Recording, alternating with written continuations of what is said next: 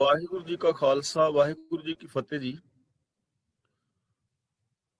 ਸਵਾਗਤ ਹੈ ਜੀ ਤੁਹਾਡਾ ਸਾਰੇ ਵੀਰਾਂ ਭੈਣਾਂ ਦਾ ਆਨਲਾਈਨ ਗੁਰਮਤਿ ਕਲਾਸ ਵਿੱਚ। ਜਿਵੇਂ ਕਿ ਆਪ ਸਾਰਿਆਂ ਨੂੰ ਪਤਾ ਹੈ ਕਿ ਅਸੀਂ ਸਭ ਮਾਈ ਭਾਈ ਮਿਲ ਕੇ ਸੁਖਮਨੀ ਸਾਹਿਬ ਜੀ ਦੀ ਵਿਚਾਰ ਸਾਂਝੀ ਕਰ ਰਹੇ ਹਾਂ। ਸੁਖਮਨੀ ਸਾਹਿਬ ਜੀ ਦਾ ਜੋ ਕੇਂਦਰੀ ਭਾਵ ਹੈ, ਤਜਹੁ ਸਿਆਣਪ ਸੁਰਜਨਹੁ ਸਿਮਰੋ ਹਰ ਹਰ ਰਾਏ, ਸੁਖਮਨੀ ਸੁਖ ਅੰਮ੍ਰਿਤ ਪ੍ਰਭਨਾਮ ਭਗਤ ਜਨਾ ਕੇ ਮਨ ਵਿਸਰਾਮ। ਜੋ ਸੁਖਮਨੀ ਸਾਹਿਬ ਜੀ ਦਾ ਕੇਂਦਰੀ ਭਾਵ ਹੈ, ਸੁਖਮਨੀ ਸੁਖ ਅੰਮ੍ਰਿਤ ਪ੍ਰਭਨਾਮ ਭਗਤ ਜਨਾ ਕੇ ਮਨ ਵਿਸਰਾਮ,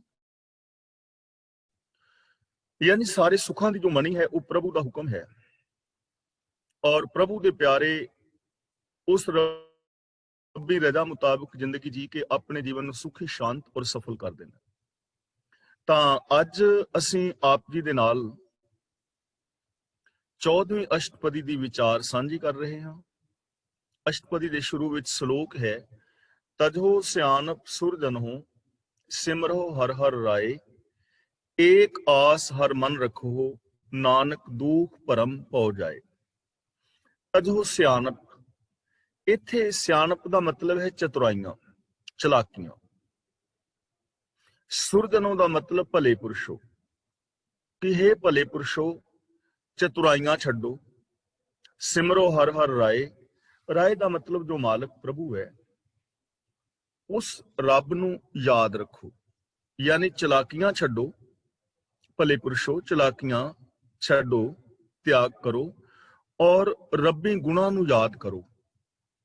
जो रब सारियां दा मालिक है उहदे गुणां नूं याद करो। सिमरो दा मतलब अपनी याद दे विच वसाओ, क्योंकि कदे भी चलाकियां दे नाल, सियाणपां दे नाल, चतुराइयां दे नाल जिंदगी दे अंदर खुशी नहीं आउंदी।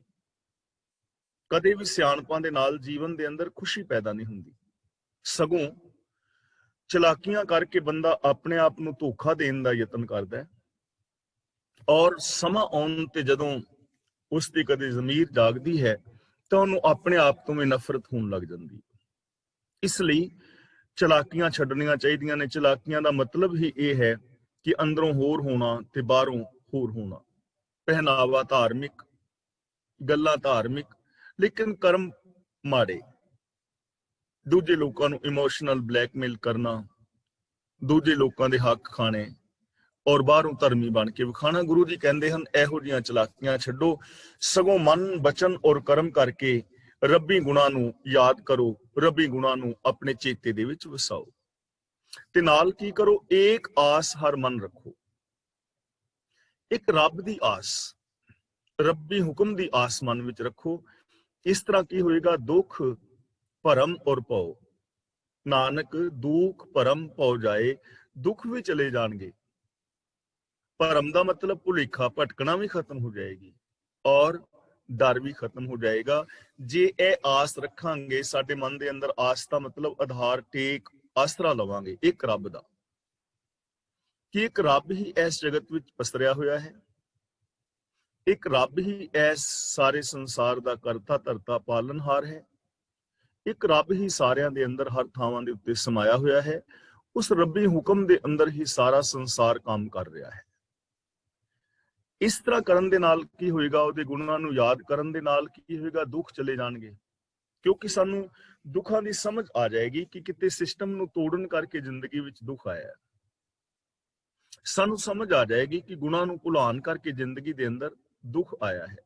इस तरह जीवन दे विच दुख नहीं रहणगे जदों असीं रब्बी गुणां नूं याद रखांगे, रब्बी गुणां दे धारनी होवांगे और रब्बी हुक्म मुताबिक जिंदगी जीवांगे।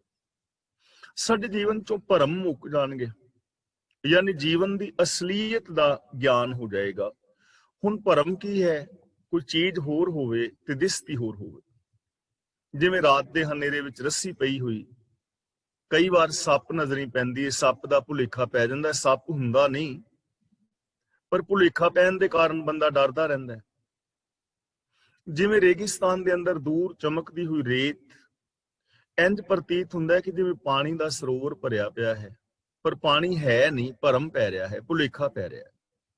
इसी तरह साडी जिंदगी दे अंदर कई बार बंदे नूं भुलेखा बन जांदा है कि शायद ईरखा करके, चतुराइयां करके, लोकां दा धन ठग के, लोकां नाल हेरा फेरियां करके ਤੇ ਮੈਂ ਸੁਖੀ ਔਰ ਸ਼ਾਂਤ ਹੋ ਜਾਵਾਂਗਾ। ਪਰ ਇਹ ਇੱਕ ਭੁਲੇਖਾ ਹੈ, ਐਸਾ ਹੁੰਦਾ ਨਹੀਂ। ਤਾਂ ਜਦੋਂ ਅਸੀਂ ਗੁਣਾਂ ਨਾਲ ਜੁੜਦੇ ਹਾਂ, ਰੱਬੀ ਸਿਸਟਮ ਦੇ ਨਾਲ ਜੁੜਦੇ ਹਾਂ, ਉਦੋਂ ਇਹ ਭੁਲੇਖੇ ਵੀ ਦੂਰ ਹੋ ਜਾਂਦੇ ਨੇ। ਜੀਵਨ ਦੀ ਅਸਲੀਅਤ ਦੀ ਸਮਝ ਆ ਜਾਂਦੀ ਹੈ, ਸੱਚ ਦੀ ਸਮਝ ਪੈ ਜਾਂਦੀ ਹੈ। ਤੇ ਜਦੋਂ ਸੱਚ ਦੀ ਸਮਝ ਪੈ ਜਾਏ, ਭਉ ਦਾ ਮਤਲਬ ਡਰ, ਜੋ ਜ਼ਿੰਦਗੀ ਦੇ ਅੰਦਰ ਸਹਿਮ ਹੈ, ਜੋ ਜੀਵਨ ਦੇ ਅੰਦਰ ਡਰ ਹੈ, ਉਹ ਡਰ ਵੀ ਖਤਮ ਹੋ ਜਾਏਗਾ। ਨਿਰਭਉ ਜਪੈ ਸਗਲ ਭਉ ਮਿਟੈ। ਜੋ ਭੈ ਤੋਂ ਰਹਿਤ ਪ੍ਰਭੂ ਨੂੰ ਸਿਮਰਦੇ ਹਨ, ਭੈ ਤੋਂ ਰਹਿਤ ਰੱਬ ਦੇ ਗੁਣਾਂ ਨੂੰ ਯਾਦ ਕਰਦੇ ਨੇ, ਉਹਨਾਂ ਦੀ ਜ਼ਿੰਦਗੀ ਚੋਂ ਡਰ ਖਤਮ ਹੋ ਜਾਂਦਾ ਹੈ। ਜਿਵੇਂ ਅਸੀਂ ਪਹਿਲਾਂ ਵੀ ਕਈ ਵਾਰ ਵਿਚਾਰ ਕੀਤੀ ਹੈ ਕਿ ਸੋ ਡਰੈ ਜੇ ਪਾਪ ਕਮਾਉਂਦਾ ਧਰਮੀ ਵਿਗਸੀਤ। ਡਰੇਗਾ ਉਹ ਜਿਸ ਨੇ ਕੋਈ ਪਾਪ ਕੀਤਾ ਹੈ।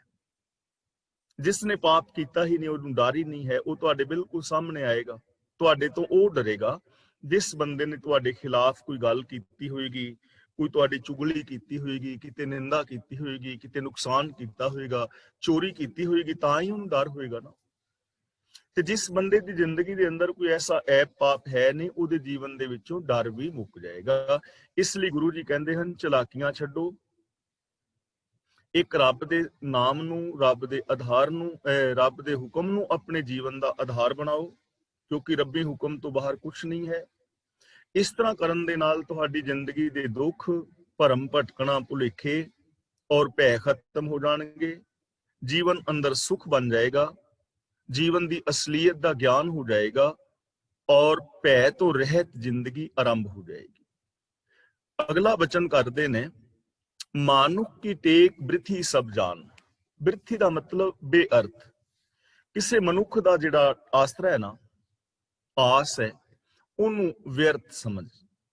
ਦੇਵਨ ਕੋ ਏਕ ਹੈ ਭਗਵਾਨ, ਕਿਉਂਕਿ ਦੇਣ ਵਾਲਾ ਰੱਬ ਇੱਕੋ ਹੀ ਹੈ ਸਾਰਿਆਂ ਨੂੰ।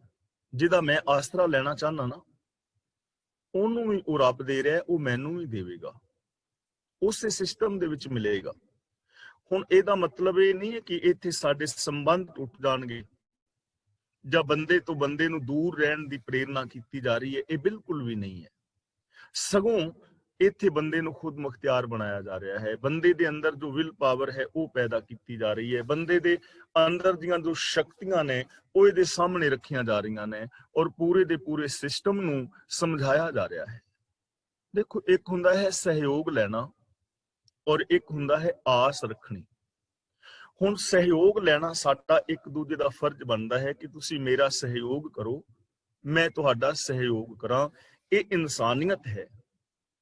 ਯਾਰ ਦੋਸਤ, ਸੱਜਣ ਮਿੱਤਰ, ਰਿਸ਼ਤੇਦਾਰ ਇਸੇ ਕਰਕੇ ਹੁੰਦੇ ਨੇ। ਧੀਆਂ ਪੁੱਤਰ, ਭੈਣ ਭਰਾ, ਨਾਨਕੇ ਦਾਦਕੇ ਸਹੁਰੇ ਇਸੇ ਕਰਕੇ ਨੇ ਕਿ ਇੱਕ ਦੂਜੇ ਦਾ ਸਹਿਯੋਗ ਕਰਨ, ਇੱਕ ਦੂਜੇ ਦੇ ਸੁੱਖ ਦੁੱਖ ਦੇ ਸਾਥੀ ਬਣਨ। ਇਹ ਸਾਡੇ ਫਰਜ਼ ਨੇ, ਇਹ ਧਰਮ ਹੈ, ਸਹਿਯੋਗ ਹੈ, ਇਹਨੂੰ ਸਹਿਯੋਗ ਕਹਿੰਦੇ ਨੇ। ਤੇ ਇੱਕ ਹੈ ਆਸ। ਆਪ ਕੁਛ ਨਾ ਕਰਨਾ ਤੇ ਸਿਰਫ ਆਸ ਲਾਈ ਰੱਖਣੀ ਕਿ ਫਲਾਂ ਬੰਦੇ ਕੋਲੋਂ ਇਹ ਕੰਮ ਉਹ ਕਰ ਦੇਗਾ, ਦੂਜਾ ਕਰ ਦੇਗਾ, ਤੀਜਾ ਕਰ ਦੇਗਾ। ਮੈਂ ਆਪਣੇ ਜੀਵਨ ਨੂੰ ਤੇ ਨਾ ਬਦਲਾਂ ਤੇ ਆਸ ਲਾਈ ਰੱਖਾਂ ਕਿ ਬਾਬੇ ਕੋਲ ਜਾਵਾਂਗਾ, ਉਹ ਕੋਈ ਮੰਤਰ ਮਾਰੇਗਾ ਤੇ ਮੇਰੇ ਜੀਵਨ ਦੇ ਦੁੱਖ ਖਤਮ ਹੋ ਜਾਣਗੇ। ਆਸ, ਗੁਰੂ ਜੀ ਕਹਿੰਦੇ ਨੇ ਬੰਦੇ ਤੇ ਆਸ ਨਾ ਰੱਖੋ, ਕਿਉਂਕਿ ਜੋ ਵੀ ਹੋਣਾ ਹੈ ਉਹ ਸਿਸਟਮ ਦੇ ਅੰਦਰ ਹੋਣਾ ਹੈ। ਮਾਨੁਖ ਕੀ ਟੇਕ ਬ੍ਰਿਥੀ ਸਭ ਜਾਨ, ਦੇਵਨ ਕੋ ਏਕ ਹੈ ਭਗਵਾਨ। ਇੱਕ ਰੱਬ ਹੀ ਹੈ ਦੇਣ ਵਾਲਾ। ਤੇ ਰੱਬ ਨੇ ਕਿਵੇਂ ਦੇਣਾ ਹੈ? ਜੋ ਕਿਛ ਪਾਇਆ ਸੋ ਏਕਾ ਵਾਰ। ਜੋ ਰੱਬ ਨੇ ਦੇਣਾ ਹੈ, ਪਾਣਾ ਹੈ, ਇਸ ਸ੍ਰਿਸ਼ਟੀ ਦੇ ਅੰਦਰ ਇੱਕੋ ਵਾਰੀ ਪਾ ਦਿੱਤਾ, ਦੇ ਦਿੱਤਾ ਹੈ। ਧਰਤੀ, ਚੰਦਰਮਾ, ਸੂਰਜ, ਗ੍ਰਹਿ, ਨਕਸ਼ਤਰ, ਤਾਰੇ, ਸਿਆਰੇ, ਸਿਤਾਰੇ, ਅਨੰਤ ਆਕਾਸ਼ ਗੰਗਾਵਾਂ, ਸਾਡਾ ਸਰੀਰ, ਸਾਡੀ ਧੀਆਂ ਪੁੱਤਰ, ਭੈਣ ਭਰਾ, ਜ਼ਮੀਨ ਜਾਇਦਾਦ, ਇਸ ਧਰਤੀ ਦੇ ਅੰਦਰ ਪੈਟਰੋਲੀਅਮ ਪਦਾਰਥ, ਲਵਣੀਏ ਪਦਾਰਥ, ਛਾਰੀਏ ਪਦਾਰਥ, ਤੈਲੀਏ ਪਦਾਰਥ, ਅਨੇਕਾਂ ਕਿਸਮ ਦੇ ਫੁੱਲ, ਅਨੇਕਾਂ ਕਿਸਮ ਦੇ ਫਲ, ਅਨੇਕਾਂ ਕਿਸਮ ਦੇ ਅਨਾਜ, ਨਦੀਆਂ, ਨਾਲੇ, ਝੀਲਾਂ, ਦਰਿਆ, ਜਿੰਨੇ ਵੀ ਪਸ਼ੂ ਪੰਛੀ, ਸਾਰਾ ਕੁਝ ਰੱਬ ਨੇ ਦੇ ਦਿੱਤਾ, ਇੱਕੋ ਵਾਰੀ ਦੇ ਦਿੱਤਾ। ਇਸ ਸਿਸਟਮ ਦੇ ਅੰਦਰ ਹੀ ਸਾਰਾ ਕੁਝ ਮਿਲਣਾ ਹੈ। ਜੇ ਤੁਸੀਂ ਸਿਸਟਮ ਨੂੰ ਫੋਲੋ ਨਹੀਂ ਕਰੋਗੇ, ਜਿਹੜੀ ਰਿਕੁਆਇਰਮੈਂਟ ਹੈ ਉਹ ਪੂਰੀ ਨਹੀਂ ਕਰੋਗੇ, ਤਾਂ ਉਹ ਰਿਕੁਆਇਰਮੈਂਟ ਪੂਰੀ ਕਰਨ ਤੋਂ ਬਿਨਾ ਜੀਵਨ ਦੇ ਅੰਦਰ ਸੁੱਖ ਪੈਦਾ ਨਹੀਂ ਹੋਏਗਾ। ਜਿਹੜੇ ਅਸੀਂ ਹਾਂ, ਇੱਕ ਦੂਜੇ ਦਾ ਸਹਿਯੋਗ ਤੇ ਕਰ ਸਕਦੇ ਹਾਂ, ਪਰ ਕੰਮ ਤੇ ਸਾਨੂੰ ਆਪ ਕਰਨਾ ਪਏਗਾ ਨਾ। ਸਾਡੇ ਘਰ ਦੇ ਵਿੱਚ ਮੰਨ ਲਓ ਕੱਲ ਕਲੇਸ਼ ਹੈ ਤੇ ਤੁਸੀਂ ਮੇਰਾ ਸਹਿਯੋਗ ਕਰ ਸਕਦੇ ਹੋ ਕਿ ਭਾਈ ਜੀ ਤੁਸੀਂ ਐਵੇਂ ਨਹੀਂ ਤੇ ਐਵੇਂ ਕਰੋ, ਸਹਿਯੋਗ ਕਰ ਰਹੇ ਹੋ ਨਾ ਮੇਰਾ, ਪਰ ਆਪਣੀ ਸੋਚ, ਆਪਣੇ ਬੋਲ, ਆਪਣਾ ਵਿਹਾਰ ਤੇ ਮੈਨੂੰ ਬਦਲਣਾ ਪੈਣਾ ਨਾ। ਉਹ ਤੇ ਮੇਰੇ ਪਰਿਵਾਰ ਦੇ ਜੀਆਂ ਨੂੰ ਬਦਲਣਾ ਪੈਣਾ ਹੈ। ਜੇ ਤੁਹਾਡੀ ਸਲਾਹ ਮੰਨ ਕੇ ਅਸੀਂ ਸੋਚ ਬਦਲਾਂਗੇ ਤਾਂ ਸਾਡੇ ਘਰ ਪਰਿਵਾਰ ਦੇ ਵਿੱਚ ਸੁਖ ਸ਼ਾਂਤੀ ਹੋਏਗੀ ਨਾ। ਤੇ ਬਾਅਦ ਵਿੱਚ ਮੈਂ ਤੁਹਾਨੂੰ ਦੋਸ਼ ਦਿਆਂ ਕਿ ਉਹ ਆਇਆ ਸੀ ਬੰਦਾ ਸੁਲ੍ਹਾ ਕਰਾਉਣ, ਉਹ ਤੇ ਸਾਡੇ ਘਰ ਹੋਰ ਕਲੇਸ਼ ਪਾ ਗਿਆ। ਹੁਣ ਫੋਲੋ ਮੈਨੂੰ ਕਰਨਾ ਪੈਣਾ ਸੀ। ਇਸ ਲਈ ਅਸੀਂ ਇੱਕ ਦੂਜੇ ਦਾ ਸਹਿਯੋਗ ਕਰ ਸਕਦੇ ਹਾਂ। ਕੰਮ ਹਰ ਬੰਦੇ ਨੂੰ ਆਪ ਕਰਨਾ ਪਵੇਗਾ। ਤਾਂ ਗੁਰੂ ਜੀ ਕਹਿੰਦੇ ਨੇ ਮਾਨੁਖ ਕੀ ਟੇਕ ਬ੍ਰਿਥੀ ਸਭ ਜਾਨ, ਦੇਵਨ ਕੋ ਇੱਕ ਹੈ ਭਗਵਾਨ। ਇੱਕ ਰੱਬ ਦੇ ਰਿਹਾ ਹੈ ਸਾਰਿਆਂ ਨੂੰ, ਤੇ ਉਹ ਰੱਬ ਸਿਸਟਮ ਹੁਕਮ ਦੇ ਅੰਦਰ ਰੱਖ ਰਿਹਾ ਹੈ। ਉਹਦੇ ਹੁਕਮ ਦੇ ਅੰਦਰ ਹਰ ਸ਼ੈ ਮਿਲੇਗੀ, ਹੁਕਮ ਤੋਂ ਬਾਹਰ ਨਹੀਂ। ਇਹ ਚੀਜ਼ ਪੱਕੀ ਕਰਕੇ ਆਪਣੇ ਪੱਲੇ ਬੰਨ ਲੈਣੀ ਹੈ। ਅਗਲਾ ਬਚਨ ਕਰਦੇ ਨੇ ਜਿਸ ਕੈ ਦੀਏ ਰਹਿ ਅਘਾਏ। ਦੀਏ ਦਾ ਮਤਲਬ ਦੇਣ ਕਰਕੇ, ਅਘਾਏ ਦਾ ਮਤਲਬ ਬੰਦਾ ਰੱਜਿਆ ਰਹਿੰਦਾ ਹੈ। ਜਿਸ ਪ੍ਰਭੂ ਦੀਆਂ ਦਾਤਾਂ ਮਿਲਣ ਕਰਕੇ, ਉਹਦੇ ਦੇਣ ਕਰਕੇ ਬੰਦਾ ਹਮੇਸ਼ਾ ਰੱਜਿਆ ਰਹਿੰਦਾ ਹੈ, ਖੁਸ਼ ਰਹਿੰਦਾ ਹੈ, ਪ੍ਰਸੰਨ ਰਹਿੰਦਾ ਹੈ, ਸੈਟਿਸਫਾਈ ਹੋ ਜਾਂਦਾ ਹੈ, ਉਹਦੇ ਅੰਦਰ ਸੈਟਿਸਫੈਕਸ਼ਨ ਆ ਜਾਂਦੀ ਹੈ। ਜਿਸ ਕੈ ਦੀਏ ਰਹਿ ਅਘਾਏ, ਬਹੁਰ ਨਾ ਤ੍ਰਿਸ਼ਨਾ ਲਾਗੇ ਆਏ। ਮੁੜ ਕੇ ਫਿਰ ਭੁੱਖ ਨਹੀਂ ਲੱਗਦੀ। ਹੁਣ ਦੇਖੋ ਇੱਕ ਚੀਜ਼ ਹੈ, ਮੈਂ ਤੁਹਾਡੇ ਕੋਲੋਂ ਕੁਝ 4 ਪੈਸੇ ਮੰਗਦਾ, ਤੁਸੀਂ ਮੈਨੂੰ ਦੇ ਦੋਗੇ 200-400 ਪਾਉਂਡ ਦੇ ਤਾਂ ਮੇਰੇ ਵੀਕ ਲੰਘ ਗਈ। ਅਗਲੀ ਵੀਕ ਮੈਂ ਫਿਰ ਮੰਗਾ, 1-2 ਵਾਰੀ ਤੁਸੀਂ ਫਿਰ ਦੇ ਦੋਗੇ, ਉਸ ਤੋਂ ਬਾਅਦ ਕੀ ਹੋਏਗਾ? ਮੰਗਿਆ ਤੇ ਕੰਮ ਨਹੀਂ ਨਾ ਚੱਲਣਾ। ਤੇ ਜੇ ਮੈਂ ਕੰਮ ਕਰਾਂ, ਕੋਈ ਵੀ ਜੌਬ ਕਰਾਂ ਤੇ ਮੈਂ ਆਪ ਕਮਾਵਾਂ, ਤਾਂ ਫਿਰ ਮੇਰੇ ਪਰਮਾਨੈਂਟ ਇਨਕਮ ਸ਼ੁਰੂ ਹੋ ਗਈ।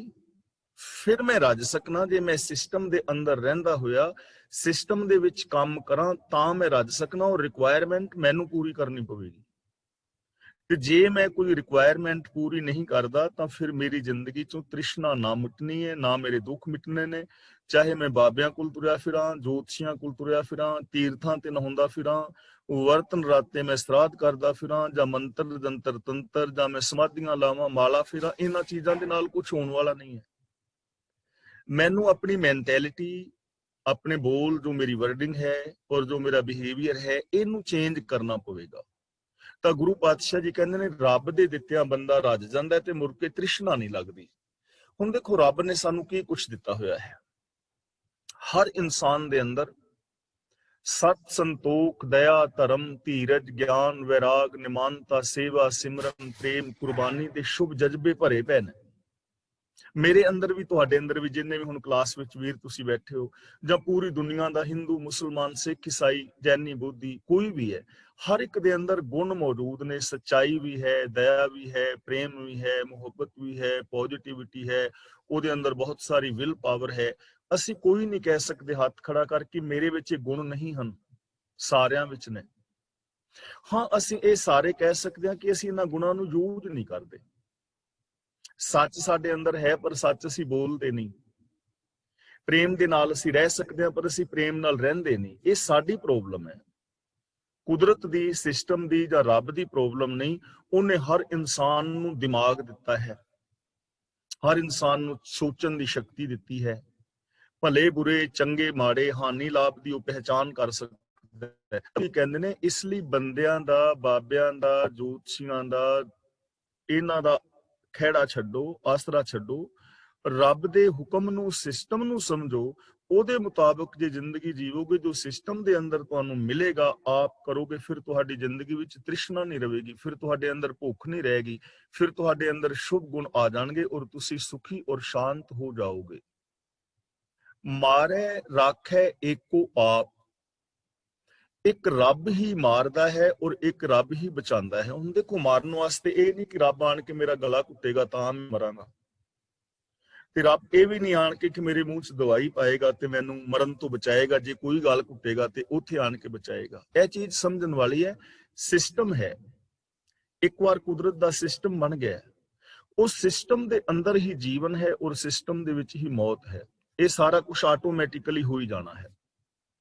ਸੰਸਾਰ ਅੰਦਰ 3 ਚੀਜ਼ਾਂ ਹੋ ਰਹੀਆਂ ਨੇ, ਨਿਕਾਸ, ਵਿਕਾਸ ਔਰ ਵਿਨਾਸ਼, ਜਨਮ, ਜੀਵਨ ਔਰ ਮੌਤ।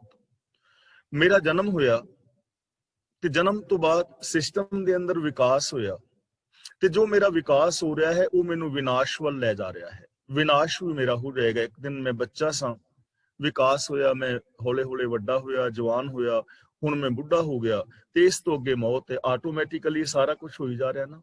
ਇਹਨੂੰ ਕਹਿੰਦੇ ਨੇ ਮਾਰੇ ਰੱਖ ਹੈ ਏਕੋ ਆਪ। ਇਹ ਤੇ ਹੈ ਸਰੀਰਕ ਸਿਸਟਮ। ਦੂਜੀ ਗੱਲ ਹੈ ਇੱਕ ਆਤਮਿਕ ਮੌਤ ਹੈ। ਸਰੀਰ ਦੀ ਮੌਤ ਤੇ ਮੇਰੀ ਵੀ ਹੋਣੀ ਹੈ, ਤੁਹਾਡੀ ਵੀ, ਸਾਰਿਆਂ ਦੀ ਹੋਣੀ ਹੈ। ਇੱਕ ਹੈ ਇਨਸਾਨੀਅਤ ਦੀ ਮੌਤ। ਉਹਦੇ ਤੋਂ ਅਸੀਂ ਆਪ ਬਚ ਸਕਦੇ ਹਾਂ ਜੇ ਅਸੀਂ ਰੱਬੀ ਗੁਣਾਂ ਦੇ ਨਾਲ ਜੁੜੇ ਰਹੀਏ ਨਾ, ਤਾਂ ਸਾਡੇ ਅੰਦਰ ਇਨਸਾਨੀਅਤ ਜਿੰਦਾ ਰਹਿ ਸਕਦੀ ਹੈ, ਜ਼ਮੀਰ ਜਿੰਦਾ ਰਹਿ ਸਕਦੀ ਹੈ, ਸਾਡੇ ਅੰਦਰ ਖੁਸ਼ੀਆਂ, ਖੇੜੇ, ਪ੍ਰਸੰਨਤਾ ਰਹਿ ਸਕਦੀਆਂ ਨੇ।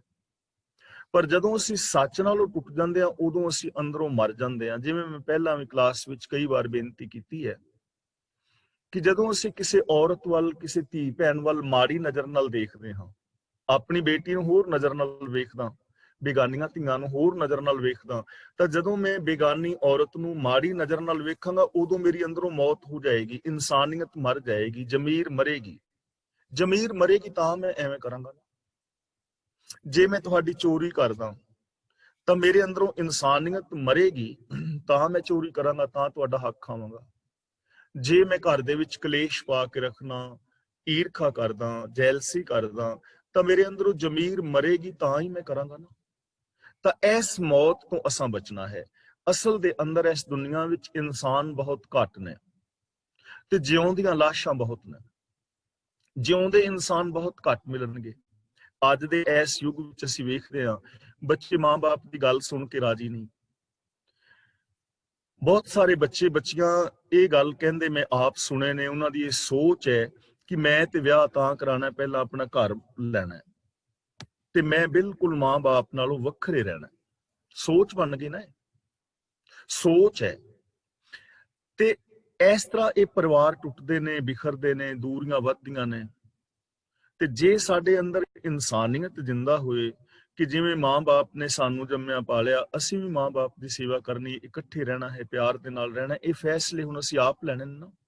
ਤਾਂ ਇਸ ਦੁਨੀਆ ਵਿੱਚ ਜਿਉਂਦੇ ਇਨਸਾਨ ਘੱਟ ਨੇ, ਲਾਸ਼ਾਂ ਜ਼ਿਆਦੀਆਂ ਨੇ। ਜੋ ਬੱਚੇ ਆਪਣੇ ਮਾਂ-ਬਾਪ ਦੀ ਪਰਵਾਹ ਨਹੀਂ ਕਰਦੇ ਤਾਂ ਉਹਨਾਂ ਨੂੰ ਅਸੀਂ ਜਿਉਂਦੇ ਨਹੀਂ ਨਾ ਕਹਿ ਸਕਦੇ। ਜੋ ਮਾਂ-ਬਾਪ ਆਪਣੇ ਬੱਚਿਆਂ ਨੂੰ ਛੱਡ ਕੇ ਚਲੇ ਗਏ ਉਹਨਾਂ ਨੂੰ ਅਸੀਂ ਜਿਉਂਦੇ ਨਹੀਂ ਕਹਿ ਸਕਦੇ। ਜੋ ਸਿੰਥੈਟਿਕ ਦੁੱਧ ਬਣਾ ਰਹੇ ਨੇ, ਸਿੰਥੈਟਿਕ ਖੋਇਆ ਬਣਾ ਰਹੇ ਨੇ, ਰਿਸ਼ਵਤ, ਚੋਰ ਬਜ਼ਾਰੀ, 2 ਨੰਬਰ ਦੇ ਧੰਦੇ ਕਰਦੇ ਨੇ, ਜਿਉਂਦੇ ਇਨਸਾਨ ਨਹੀਂ ਨਾ, ਮੋਏ ਹੋਏ ਨੇ। ਤੇ ਜਿਵੇਂ ਮੈਂ ਪਹਿਲਾਂ ਵੀ ਬੇਨਤੀ ਕੀਤੀ ਸੀ, ਕੁੱਤਾ ਸੂੰਘ ਕੇ ਦੱਸਦਾ ਹੈ ਬੰਦਾ ਚੋਰ ਹੈ, ਕੁੱਤਾ ਸੂੰਘ ਕੇ ਦੱਸਦਾ ਹੈ ਬੰਦਾ ਕਾਤਲ ਹੈ, ਕੁੱਤਾ ਸੂੰਘ ਕੇ ਦੱਸਦਾ ਇਸ ਬੰਦੇ ਦੀ ਅਟੈਚੀ ਵਿੱਚ ਕੋਈ ਨਸ਼ੀਲਾ ਪਦਾਰਥ ਹੈ। ਹੁਣ ਚੋਰੀਆਂ ਬੰਦਾ ਕਰੇ ਤੇ ਬੰਦੇ ਦੀਆਂ ਚੋਰੀਆਂ ਕੁੱਤਾ ਫੜੇ, ਇਹਦੇ ਤੋਂ ਵੱਧ ਸ਼ਰਮ ਵਾਲੀ ਗੱਲ ਕੀ ਹੋ ਸਕਦੀ ਹੈ? ਬੰਦਾ ਮਰ ਗਿਆ ਨਾ, ਇਹਨੂੰ ਕਹਿੰਦੇ ਨੇ ਮਰਨਾ। ਤਾਂ ਗੁਰੂ ਜੀ ਕਹਿੰਦੇ ਨੇ ਜਦੋਂ ਤੁਸੀਂ ਸੱਚ ਦੇ ਨਾਲ ਜੁੜਦੇ ਹੋ, ਅਸਲੀ ਜ਼ਿੰਦਗੀ ਉਦੋਂ ਜੀ ਰਹੇ ਹੋ। ਜਦੋਂ ਤੁਸੀਂ ਸੱਚ ਨਾਲੋਂ ਟੁੱਟ ਜਾਂਦੇ ਹੋ ਉਦੋਂ ਤੁਹਾਡੀ ਮੌਤ ਹੋ ਜਾਂਦੀ ਹੈ, ਬੰਦਾ ਉਦੋਂ ਮਰ ਜਾਂਦਾ ਹੈ। ਮਾਨੁਖ ਕਹਿ ਕਿਛ ਨਾਹੀ ਹਾਥ, ਬੰਦੇ ਦੇ ਹੱਥ ਵਿੱਚ ਕੁਛ ਨਹੀਂ ਹੈ, ਬੰਦੇ ਦੇ ਹੱਥ ਵਿੱਚ ਕੁਛ ਨਹੀਂ ਹੈ। ਹੁਣ ਇਹਦੀ ਜਿਹੜੀ ਇੰਟਰਪ੍ਰੀਟੇਸ਼ਨ ਹੈ ਉਹ ਗਲਤ ਕੀਤੀ ਗਈ ਹੈ ਕਿ ਬੰਦੇ ਦੇ ਹੱਥ ਵਿੱਚ ਕੁਛ ਨਹੀਂ, ਸਭ ਕੁਛ ਰੱਬ ਦੇ ਹੱਥ ਵਿੱਚ। ਗੱਲ ਤਾਂ ਠੀਕ ਹੈ ਲੇਕਿਨ ਇੰਟਰਪ੍ਰੀਟੇਸ਼ਨ ਬਹੁਤ ਗਲਤ ਹੈ। ਮਾਨੁਖ ਕੇ ਕਿਛ ਨਾਹੀ ਹਾਥ, ਬੰਦੇ ਦੇ ਹੱਥ ਵਿੱਚ ਕਿਵੇਂ ਨਹੀਂ ਕੁਛ ਵੀ? ਕਿਉਂਕਿ ਅਸੀਂ ਸਿਸਟਮ ਤੋਂ ਬਾਹਰ ਕੁਛ ਨਹੀਂ ਕਰ ਸਕਦੇ। ਸਿਸਟਮ ਹੈ ਕੁਦਰਤ ਦਾ ਕਿ ਅਸੀਂ ਸਾਰੇ ਆਕਸੀਜਨ ਦੇ ਨਾਲ ਜਿੰਦਾ ਰਹਾਂਗੇ। ਹਿੰਦੂ, ਮੁਸਲਮਾਨ, ਸਿੱਖ, ਈਸਾਈ, ਜੈਨੀ, ਬੋਧੀ, ਪੜ੍ਹੇ, ਅਨਪੜ੍ਹ, ਬੱਚੀਆਂ, ਬੱਚੇ, ਜਵਾਨ, ਅਮੀਰ, ਗਰੀਬ, ਰਾਜਾ, ਪ੍ਰਜਾ, ਆਕਸੀਜਨ ਦੇ ਨਾਲ ਜਿੰਦਾ ਰਹਾਂਗੇ। ਪਰ ਕੀ ਕੋਈ ਦੁਨੀਆ ਦਾ ਅਮੀਰ ਜਾਂ ਪੜ੍ਹਿਆ ਲਿਖਿਆ ਬੰਦਾ ਕਾਰਬਨ ਮੋਨੋਆਕਸਾਈਡ ਦੇ ਨਾਲ ਜਿੰਦਾ ਰਹਿ ਸਕਦਾ ਹੈ? ਕਿ ਮੈਂ ਆਕਸੀਜਨ ਨਾਲ ਜਿੰਦਾ ਨਹੀਂ, ਮੈਂ ਤੇ ਕਾਰਬਨ ਮੋਨੋਆਕਸਾਈਡ ਨਾਲ ਜਿੰਦਾ ਰਹਾਂਗਾ? ਐਵੇਂ ਹੋ ਹੀ ਨਹੀਂ ਸਕਦਾ। ਇਹਨੂੰ ਕਹਿੰਦੇ ਨੇ ਮਾਨੁਖ ਕੇ ਕਿਛ ਨਾਹੀ ਹਾਥ, ਕਿ ਸਿਸਟਮ ਤੋਂ ਬਾਹਰ ਕੋਈ ਬੰਦਾ ਕੁਛ ਨਹੀਂ ਕਰ ਸਕਦਾ। ਜਿੰਨੀਆਂ ਵੀ ਸਾਇੰਸ ਦੀਆਂ ਖੋਜਾਂ ਹੋਈਆਂ ਨੇ, ਜੋ ਵੀ ਵਿਗਿਆਨਿਕ ਨੇ, ਮਨੋਵਿਗਿਆਨਿਕ ਨੇ, ਸਾਈਕੈਟ੍ਰਿਕ ਨੇ, ਸਾਈਕੋਲੋਜਿਸਟ ਨੇ, ਜਾਂ ਜਿੰਨੇ ਵੀ ਵਿਗਿਆਨਿਕ ਡਾਕਟਰ ਨੇ, ਉਹਨਾਂ ਨੇ ਕੁਦਰਤ ਦੇ ਸਿਸਟਮ ਨੂੰ ਸਮਝਿਆ ਹੈ ਔਰ ਕੁਦਰਤ ਦੇ ਸਿਸਟਮ ਨੂੰ ਸਮਝ ਕੇ ਇੰਨੀਆਂ ਵੱਡੀਆਂ ਖੋਜਾਂ ਕਰਕੇ ਕਿੰਨੀਆਂ ਸਾਰੀਆਂ ਸਹੂਲਤਾਂ ਇਨਸਾਨ ਨੂੰ ਦਿੱਤੀਆਂ ਨੇ। ਪਹੀਏ ਤੋਂ ਲੈ ਕੇ, ਅੱਗ ਦੀ ਖੋਜ ਤੋਂ ਲੈ ਕੇ ਅੱਜ ਇਲੈਕਟ੍ਰੋਨਿਕ ਯੁੱਗ ਦੇ ਅੰਦਰ ਬੰਦਾ ਹੈ ਤਾਂ ਇਸ ਸਿਸਟਮ ਨੂੰ ਸਮਝਿਆ, ਸਿਸਟਮ ਤੋਂ ਬਾਹਰ ਨਹੀਂ। ਜੇ ਕੋਈ ਬੰਦਾ ਚਾਹੇ ਕਿ ਮੈਂ ਮੱਛੀਆਂ ਦੀ ਡੱਡੂਆਂ ਦੀ ਤਰ੍ਹਾਂ ਪਾਣੀ ਵਿੱਚ ਰਹਿਣਾ, ਕੱਲ ਤੋਂ ਮੈਂ ਸਮੁੰਦਰ ਵਿੱਚ ਰਹਿਣਾ ਸ਼ੁਰੂ ਕਰ ਦੇਣਾ, ਰਹਿ ਹੀ ਨਹੀਂ ਸਕਦਾ, ਕਿਉਂਕਿ ਸਿਸਟਮ ਨਹੀਂ ਨਾ ਹੈ।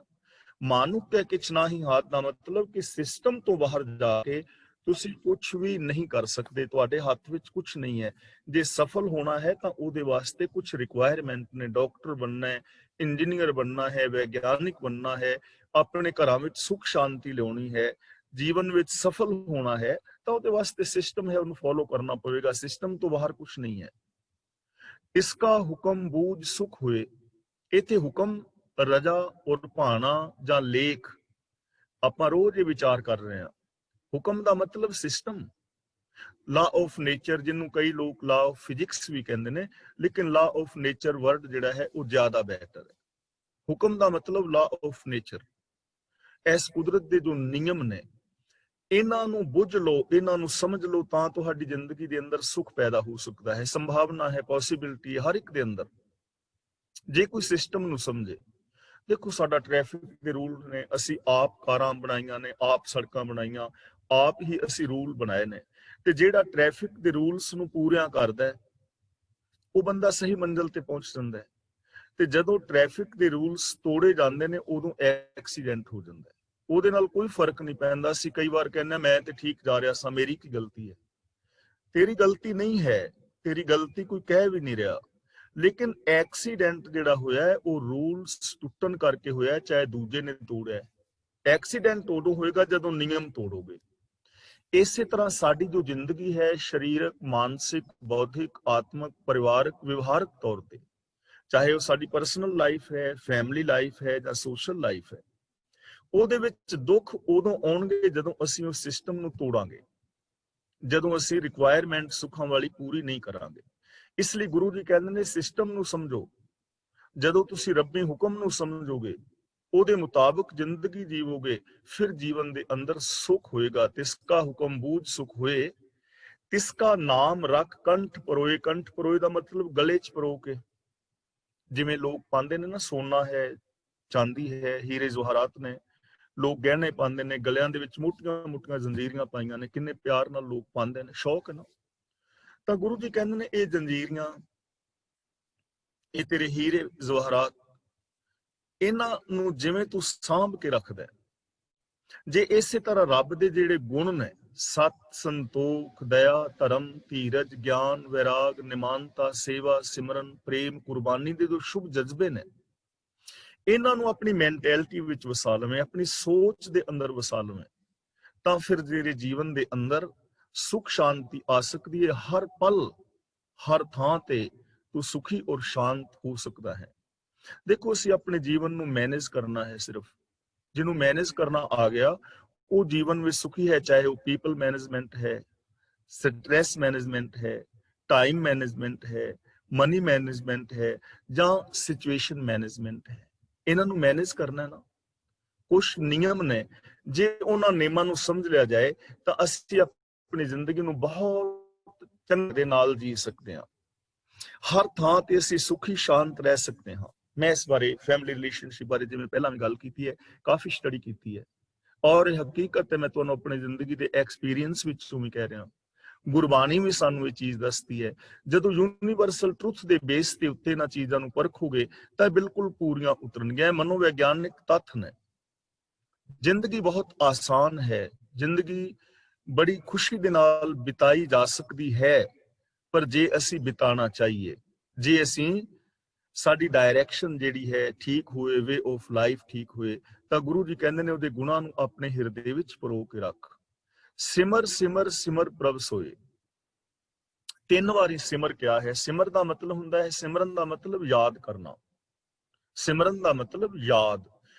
ਜਦੋਂ ਤੁਸੀਂ ਆਪਣੇ ਬੇਟੇ ਦੀ ਗੱਲ ਕਰ ਰਹੇ ਹੋ ਨਾ, ਸਪੋਜ਼ ਕਿ ਮੈਂ ਇੱਥੇ ਬੈਠਾ ਆਪਣੇ ਬੇਟੇ ਬਾਰੇ ਤੁਹਾਨੂੰ ਦੱਸਾਂ ਕਿ ਮੇਰਾ ਬੇਟਾ ਜਾਂ ਬੇਟੀ ਇਹ ਕੰਮ ਕਰਦੇ ਨੇ, ਤਾਂ ਹੁਣ ਮੈਂ ਆਪਣੇ ਬੇਟੀ ਔਰ ਬੇਟੇ ਦਾ ਸਿਮਰਨ ਕਰ ਰਿਹਾ ਹਾਂ। ਸਿਮਰਨ ਦਾ ਮਤਲਬ ਯਾਦ। ਜਦੋਂ ਮੈਂ ਸੱਚ ਦੀ ਗੱਲ ਕਰਦਾ ਉਦੋਂ ਮੈਂ ਸੱਚ ਦਾ ਸਿਮਰਨ ਕਰ ਰਿਹਾ, ਤੇ ਜਦੋਂ ਮੈਂ ਝੂਠ ਬੋਲਦਾ ਹਾਂ ਇਹਦਾ ਮਤਲਬ ਮੈਂ ਝੂਠ ਦਾ ਸਿਮਰਨ ਕਰ ਰਿਹਾ। ਮੇਰੀ ਯਾਦ ਦੇ ਅੰਦਰ ਝੂਠ ਹੈ, ਜੈਲਸੀ ਹੈ, ਈਰਖਾ ਹੈ, ਦਵੇਸ਼ ਹੈ, ਵੈਰ ਹੈ, ਵਿਰੋਧ ਹੈ, ਪਾਪ ਨੇ, ਅਪਰਾਧ ਨੇ। ਇਹ ਹੁਣ ਮੇਰੇ ਤੇ ਡਿਪੈਂਡ ਕਰੇਗਾ ਕਿ ਮੈਂ ਕਿਸ ਚੀਜ਼ ਨੂੰ ਯਾਦ ਰੱਖਣਾ ਚਾਹੁੰਦਾ। मैं अपनी सोच दे अंदर किहड़ी शै वसाणी है, ते जिहड़ी मैं सोच दे अंदर चीज वसावांगा फल मैनूं ओहदा मिलना है।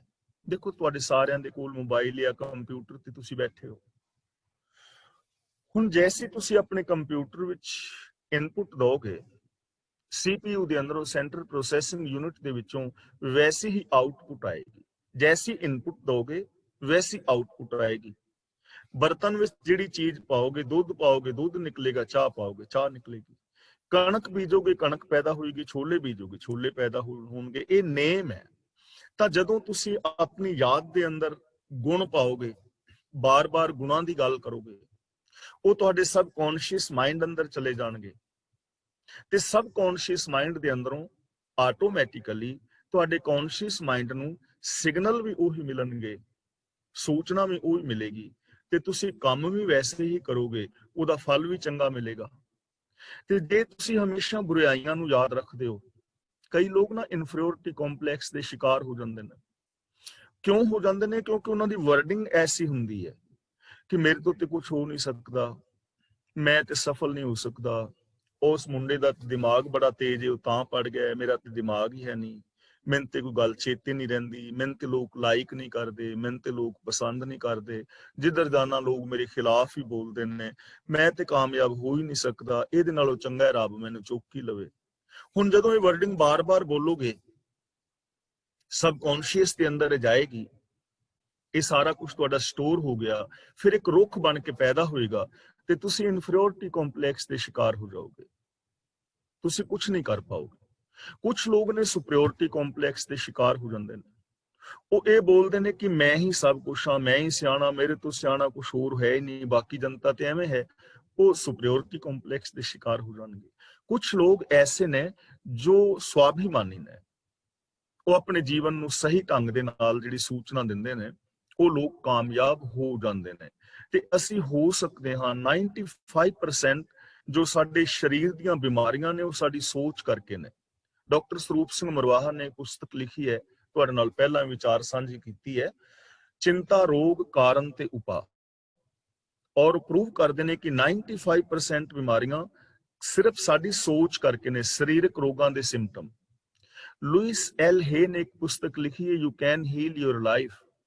ਉਹਦੇ ਵਿੱਚ ਉਹਨੇ 227 ਐਸੀਆਂ ਬਿਮਾਰੀਆਂ ਦੀ ਨਿਸ਼ਾਨਦੇਹੀ ਕੀਤੀ ਹੈ ਜੋ ਕੇਵਲ ਸਾਡੀ ਵਰਡਿੰਗ ਕਰਕੇ, ਸਾਡੀ ਸੋਚ ਕਰਕੇ ਪੈਦਾ ਹੋ ਜਾਂਦੀਆਂ ਨੇ, ਔਰ ਅਸੀਂ ਵਰਡਿੰਗ ਦੇ ਨਾਲ, ਸੋਚ ਦੇ ਨਾਲ ਉਹਨਾਂ ਨੂੰ ਦੂਰ ਕਰ ਸਕਦੇ ਹਾਂ। ਜੋਸਫ ਮਰਫੀ ਨੇ ਇੱਕ ਪੁਸਤਕ ਲਿਖੀ ਹੈ, power of your subconscious mind. ਇਹ ਕਿਤਾਬਾਂ ਮੈਂ ਤੁਹਾਡੇ ਨਾਲ ਪਹਿਲਾਂ ਵੀ ਸਾਂਝੀਆਂ ਕੀਤੀਆਂ ਨੇ। ਤਾਂ ਸਿਮਰ ਸਿਮਰ ਸਿਮਰ ਪ੍ਰਭ ਸੋਏ, ਰੱਬ ਦੇ ਗੁਣਾਂ ਨੂੰ ਮਨ, ਵਚਨ ਔਰ ਕਰਮ ਵਿੱਚ ਯਾਦ ਰੱਖ। ਮੈਂਟੈਲਿਟੀ ਵਿੱਚ ਵੀ ਗੁਣ ਹੋਣ, ਵਰਡਿੰਗ ਵੀ ਗੁਣਾਂ ਵਾਲੀ ਹੋਵੇ, ਔਰ ਜਿਹੜਾ ਬਿਹੇਵੀਅਰ ਹੈ ਸਾਡਾ ਉਹ ਵੀ ਗੁਣਾਂ ਵਾਲਾ ਹੋਵੇ। ਫਿਰ ਕੀ ਹੋਏਗਾ? ਨਾਨਕ ਬਿਘਨ ਨਾ ਲਾਗੇ ਕੋਈ, ਨਾਨਕ ਤੇ ਥੋੜਾ ਜਿਹਾ ਰੁਕ ਜਾਣਾ, ਵਿਸ਼ਰਾਮ, ਬਿਘਨ ਨਾ ਲਾਗੇ ਕੋਈ, ਫਿਰ ਜ਼ਿੰਦਗੀ ਦੇ ਅੰਦਰ ਕੋਈ ਰੁਕਾਵਟ ਨਹੀਂ ਆਏਗੀ। ਫਿਰ ਤੁਹਾਨੂੰ ਕਾਮਯਾਬ ਹੋਣ ਵਿੱਚ ਦੁਨੀਆ ਦੀ ਕੋਈ ਤਾਕਤ ਰੋਕ ਨਹੀਂ ਸਕਦੀ। ਜੇ ਤੁਸੀਂ ਇਹ ਚੀਜ਼ਾਂ ਫੋਲੋ ਕਰ ਰਹੇ ਹੋ, ਜੇ ਤੁਸੀਂ ਸਫਲਤਾ ਵਾਲੀ ਰਿਕੁਆਇਰਮੈਂਟ ਪੂਰੀ ਕਰਦੇ ਹੋ, ਤਾਂ ਦੁਨੀਆ ਦੀ ਕੋਈ ਤਾਕਤ ਤੁਹਾਨੂੰ ਕਾਮਯਾਬ ਹੋਣ ਤੋਂ ਰੋਕ ਨਹੀਂ ਸਕਦੀ। ਤੁਹਾਡੇ ਆਤਮਿਕ ਜੀਵਨ ਵਿੱਚ ਕੋਈ ਵਿਘਨ ਨਹੀਂ ਆਏਗਾ। ਤੇ ਦੂਜੀ ਗੱਲ ਇਹ ਯਾਦ ਰੱਖਣੀ ਕਿ ਜੇ ਤੁਸੀਂ ਕਿਸੇ ਚੀਜ਼ ਦੀ ਰਿਕੁਆਇਰਮੈਂਟ ਪੂਰੀ ਨਹੀਂ ਕਰਦੇ, ਖੁਸ਼ੀ ਵਾਲੀ, ਸਫਲਤਾ ਵਾਲੀ, ਤਾਂ ਦੁਨੀਆ ਦੀ ਕੋਈ ਤਾਕਤ ਤੁਹਾਨੂੰ ਕਾਮਯਾਬ ਵੀ ਨਹੀਂ ਕਰ ਸਕਦੀ। ਫਿਰ ਰੁਕਾਵਟਾਂ ਹੀ ਰੁਕਾਵਟਾਂ ਨੇ। ਜੇ ਸਫਲ ਹੋਣਾ ਚਾਹੁੰਦੇ ਹੋ ਤੇ ਦੁਨੀਆ ਵਿੱਚ ਇੱਕ ਬੰਦਾ ਐਸਾ ਹੈ ਜੋ ਤੁਹਾਨੂੰ ਸਫਲ ਕਰ ਸਕਦਾ ਹੈ, ਉਹਦੇ ਤੋਂ ਬਿਨਾਂ ਤੁਸੀਂ ਸਫਲ ਹੋ ਨਹੀਂ ਸਕਦੇ। ਜੇ ਸਫਲ ਹੋਣਾ ਚਾਹੁੰਦੇ ਹੋ ਤਾਂ ਦੁਨੀਆ ਵਿੱਚ ਇੱਕ ਬੰਦਾ ਹੈ ਜੋ ਤੁਹਾਨੂੰ ਸਫਲ ਕਰ ਸਕਦਾ ਹੈ। ਜੇ ਉਹਨੂੰ ਵੇਖਣਾ ਹੋਏ ਤੇ ਸ਼ੀਸ਼ੇ ਦੇ ਅੱਗੇ ਜਾ ਕੇ ਖੜੇ ਹੋ ਜਾਓ। ਜਦੋਂ ਸ਼ੀਸ਼ੇ ਦੇ ਅੱਗੇ ਖੜੇ ਹੋਗੇ, ਤੁਹਾਨੂੰ ਸਾਹਮਣੇ ਉਹ ਖਲੋਤਾ ਬੰਦਾ ਦਿਸੇਗਾ ਜੋ ਜ਼ਿੰਦਗੀ 'ਚ ਤੁਹਾਨੂੰ ਕਾਮਯਾਬ ਕਰ ਸਕਦਾ, ਹੋਰ ਕੋਈ ਨਹੀਂ ਕਰ ਸਕਦਾ। ਕਿਉਂਕਿ ਜੇ ਤੁਸੀਂ ਆਪ ਕਾਮਯਾਬ ਹੋਣਾ ਹੀ ਨਹੀਂ ਚਾਹੁੰਦੇ, ਫਿਰ ਕਿਵੇਂ ਹੋਗੇ? ਦੂਜਾ ਬੰਦਾ ਤੇ ਸੁਜੈਸ਼ਨ ਦੇ ਸਕਦਾ ਹੈ, ਡਾਕਟਰ ਤਾਂ ਤੁਹਾਨੂੰ ਦਵਾਈ ਦੇ ਸਕਦਾ, ਖਾਣੀ ਤੇ ਆਪ ਪੈਣੀ ਹੈ, ਪਰਹੇਜ਼ ਤੇ ਆਪ ਰੱਖਣਾ ਪੈਣਾ। ਜੇ ਕਿਸੇ ਦਾ weight ਜ਼ਿਆਦਾ ਹੈ ਤਾਂ ਤੁਹਾਨੂੰ ਕੋਈ ਸਲਾਹ ਹੀ ਦੇ ਸਕਦਾ ਨਾ ਵੀ ਥੋੜੀ ਰੇਸ ਲਾਇਆ ਕਰ, ਸੈਰ ਕਰਿਆ ਕਰ, ਜਾਂ ਆਪਣੀ ਖੁਰਾਕ ਤੇ ਕੰਟਰੋਲ ਕਰ।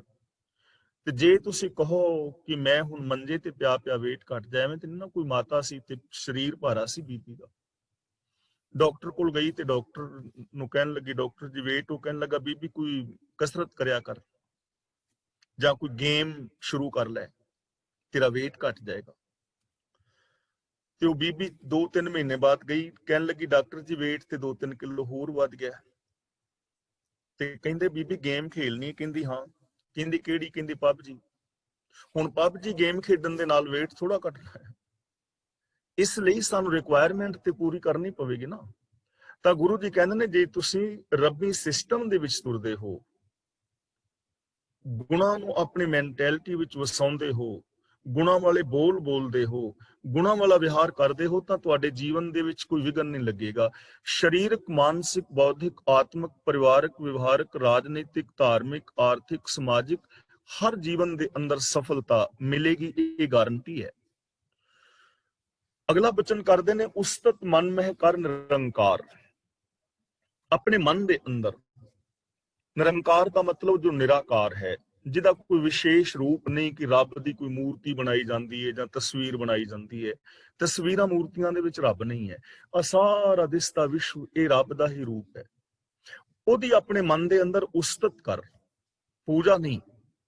ਜੇ ਤੂੰ ਫੁੱਲ ਕਵੇਂ ਕਿ ਰੱਬ ਨੂੰ ਮੈਂ ਫੁੱਲ ਦਾ ਗਮਲਾ ਦੇ ਕੇ ਖੁਸ਼ ਕਰ ਲਵਾਂ, ਰੱਬ ਕੋਈ ਅਣਜਾਣਾ ਥੋੜਾ ਹੈ ਤੇ ਚਾਕਲੇਟ ਦੇ ਕੇ ਖੁਸ਼ ਕਰ ਲੈਂਦਾ। ਅਸੀਂ ਜਿਵੇਂ ਬੱਚਿਆਂ ਨੂੰ ਖੁਸ਼ ਕਰਨੇ ਆ ਨਾ, ਤੇ ਬੱਚੇ ਨੂੰ ਚਾਕਲੇਟ ਦਿੱਤਾ ਤੇ ਖੁਸ਼ ਕਰ ਲਿਆ, ਅਸੀਂ ਸਮਝਦੇ ਹਾਂ ਰੱਬ ਵੀ ਬੱਚਾ ਹੀ ਹੈ, ਚਲੋ ਖੀਰ ਬਣਾ ਕੇ ਭੋਗ ਲਵਾ ਕੇ ਖੁਸ਼ ਕਰ ਦਿੰਦੇ। ਅੱਜ ਰੱਬ ਨੂੰ ਪਕੌੜਿਆਂ ਦਾ ਭੋਗ ਲਵਾ ਦਿੰਦੇ ਆ, ਰੱਬ ਨੂੰ ਅਸੀਂ ਫੁੱਲਾਂ ਦਾ ਗਮਲਾ ਦੇ ਆਉਂਦੇ ਆ। ਐਵੇਂ ਨਹੀਂ।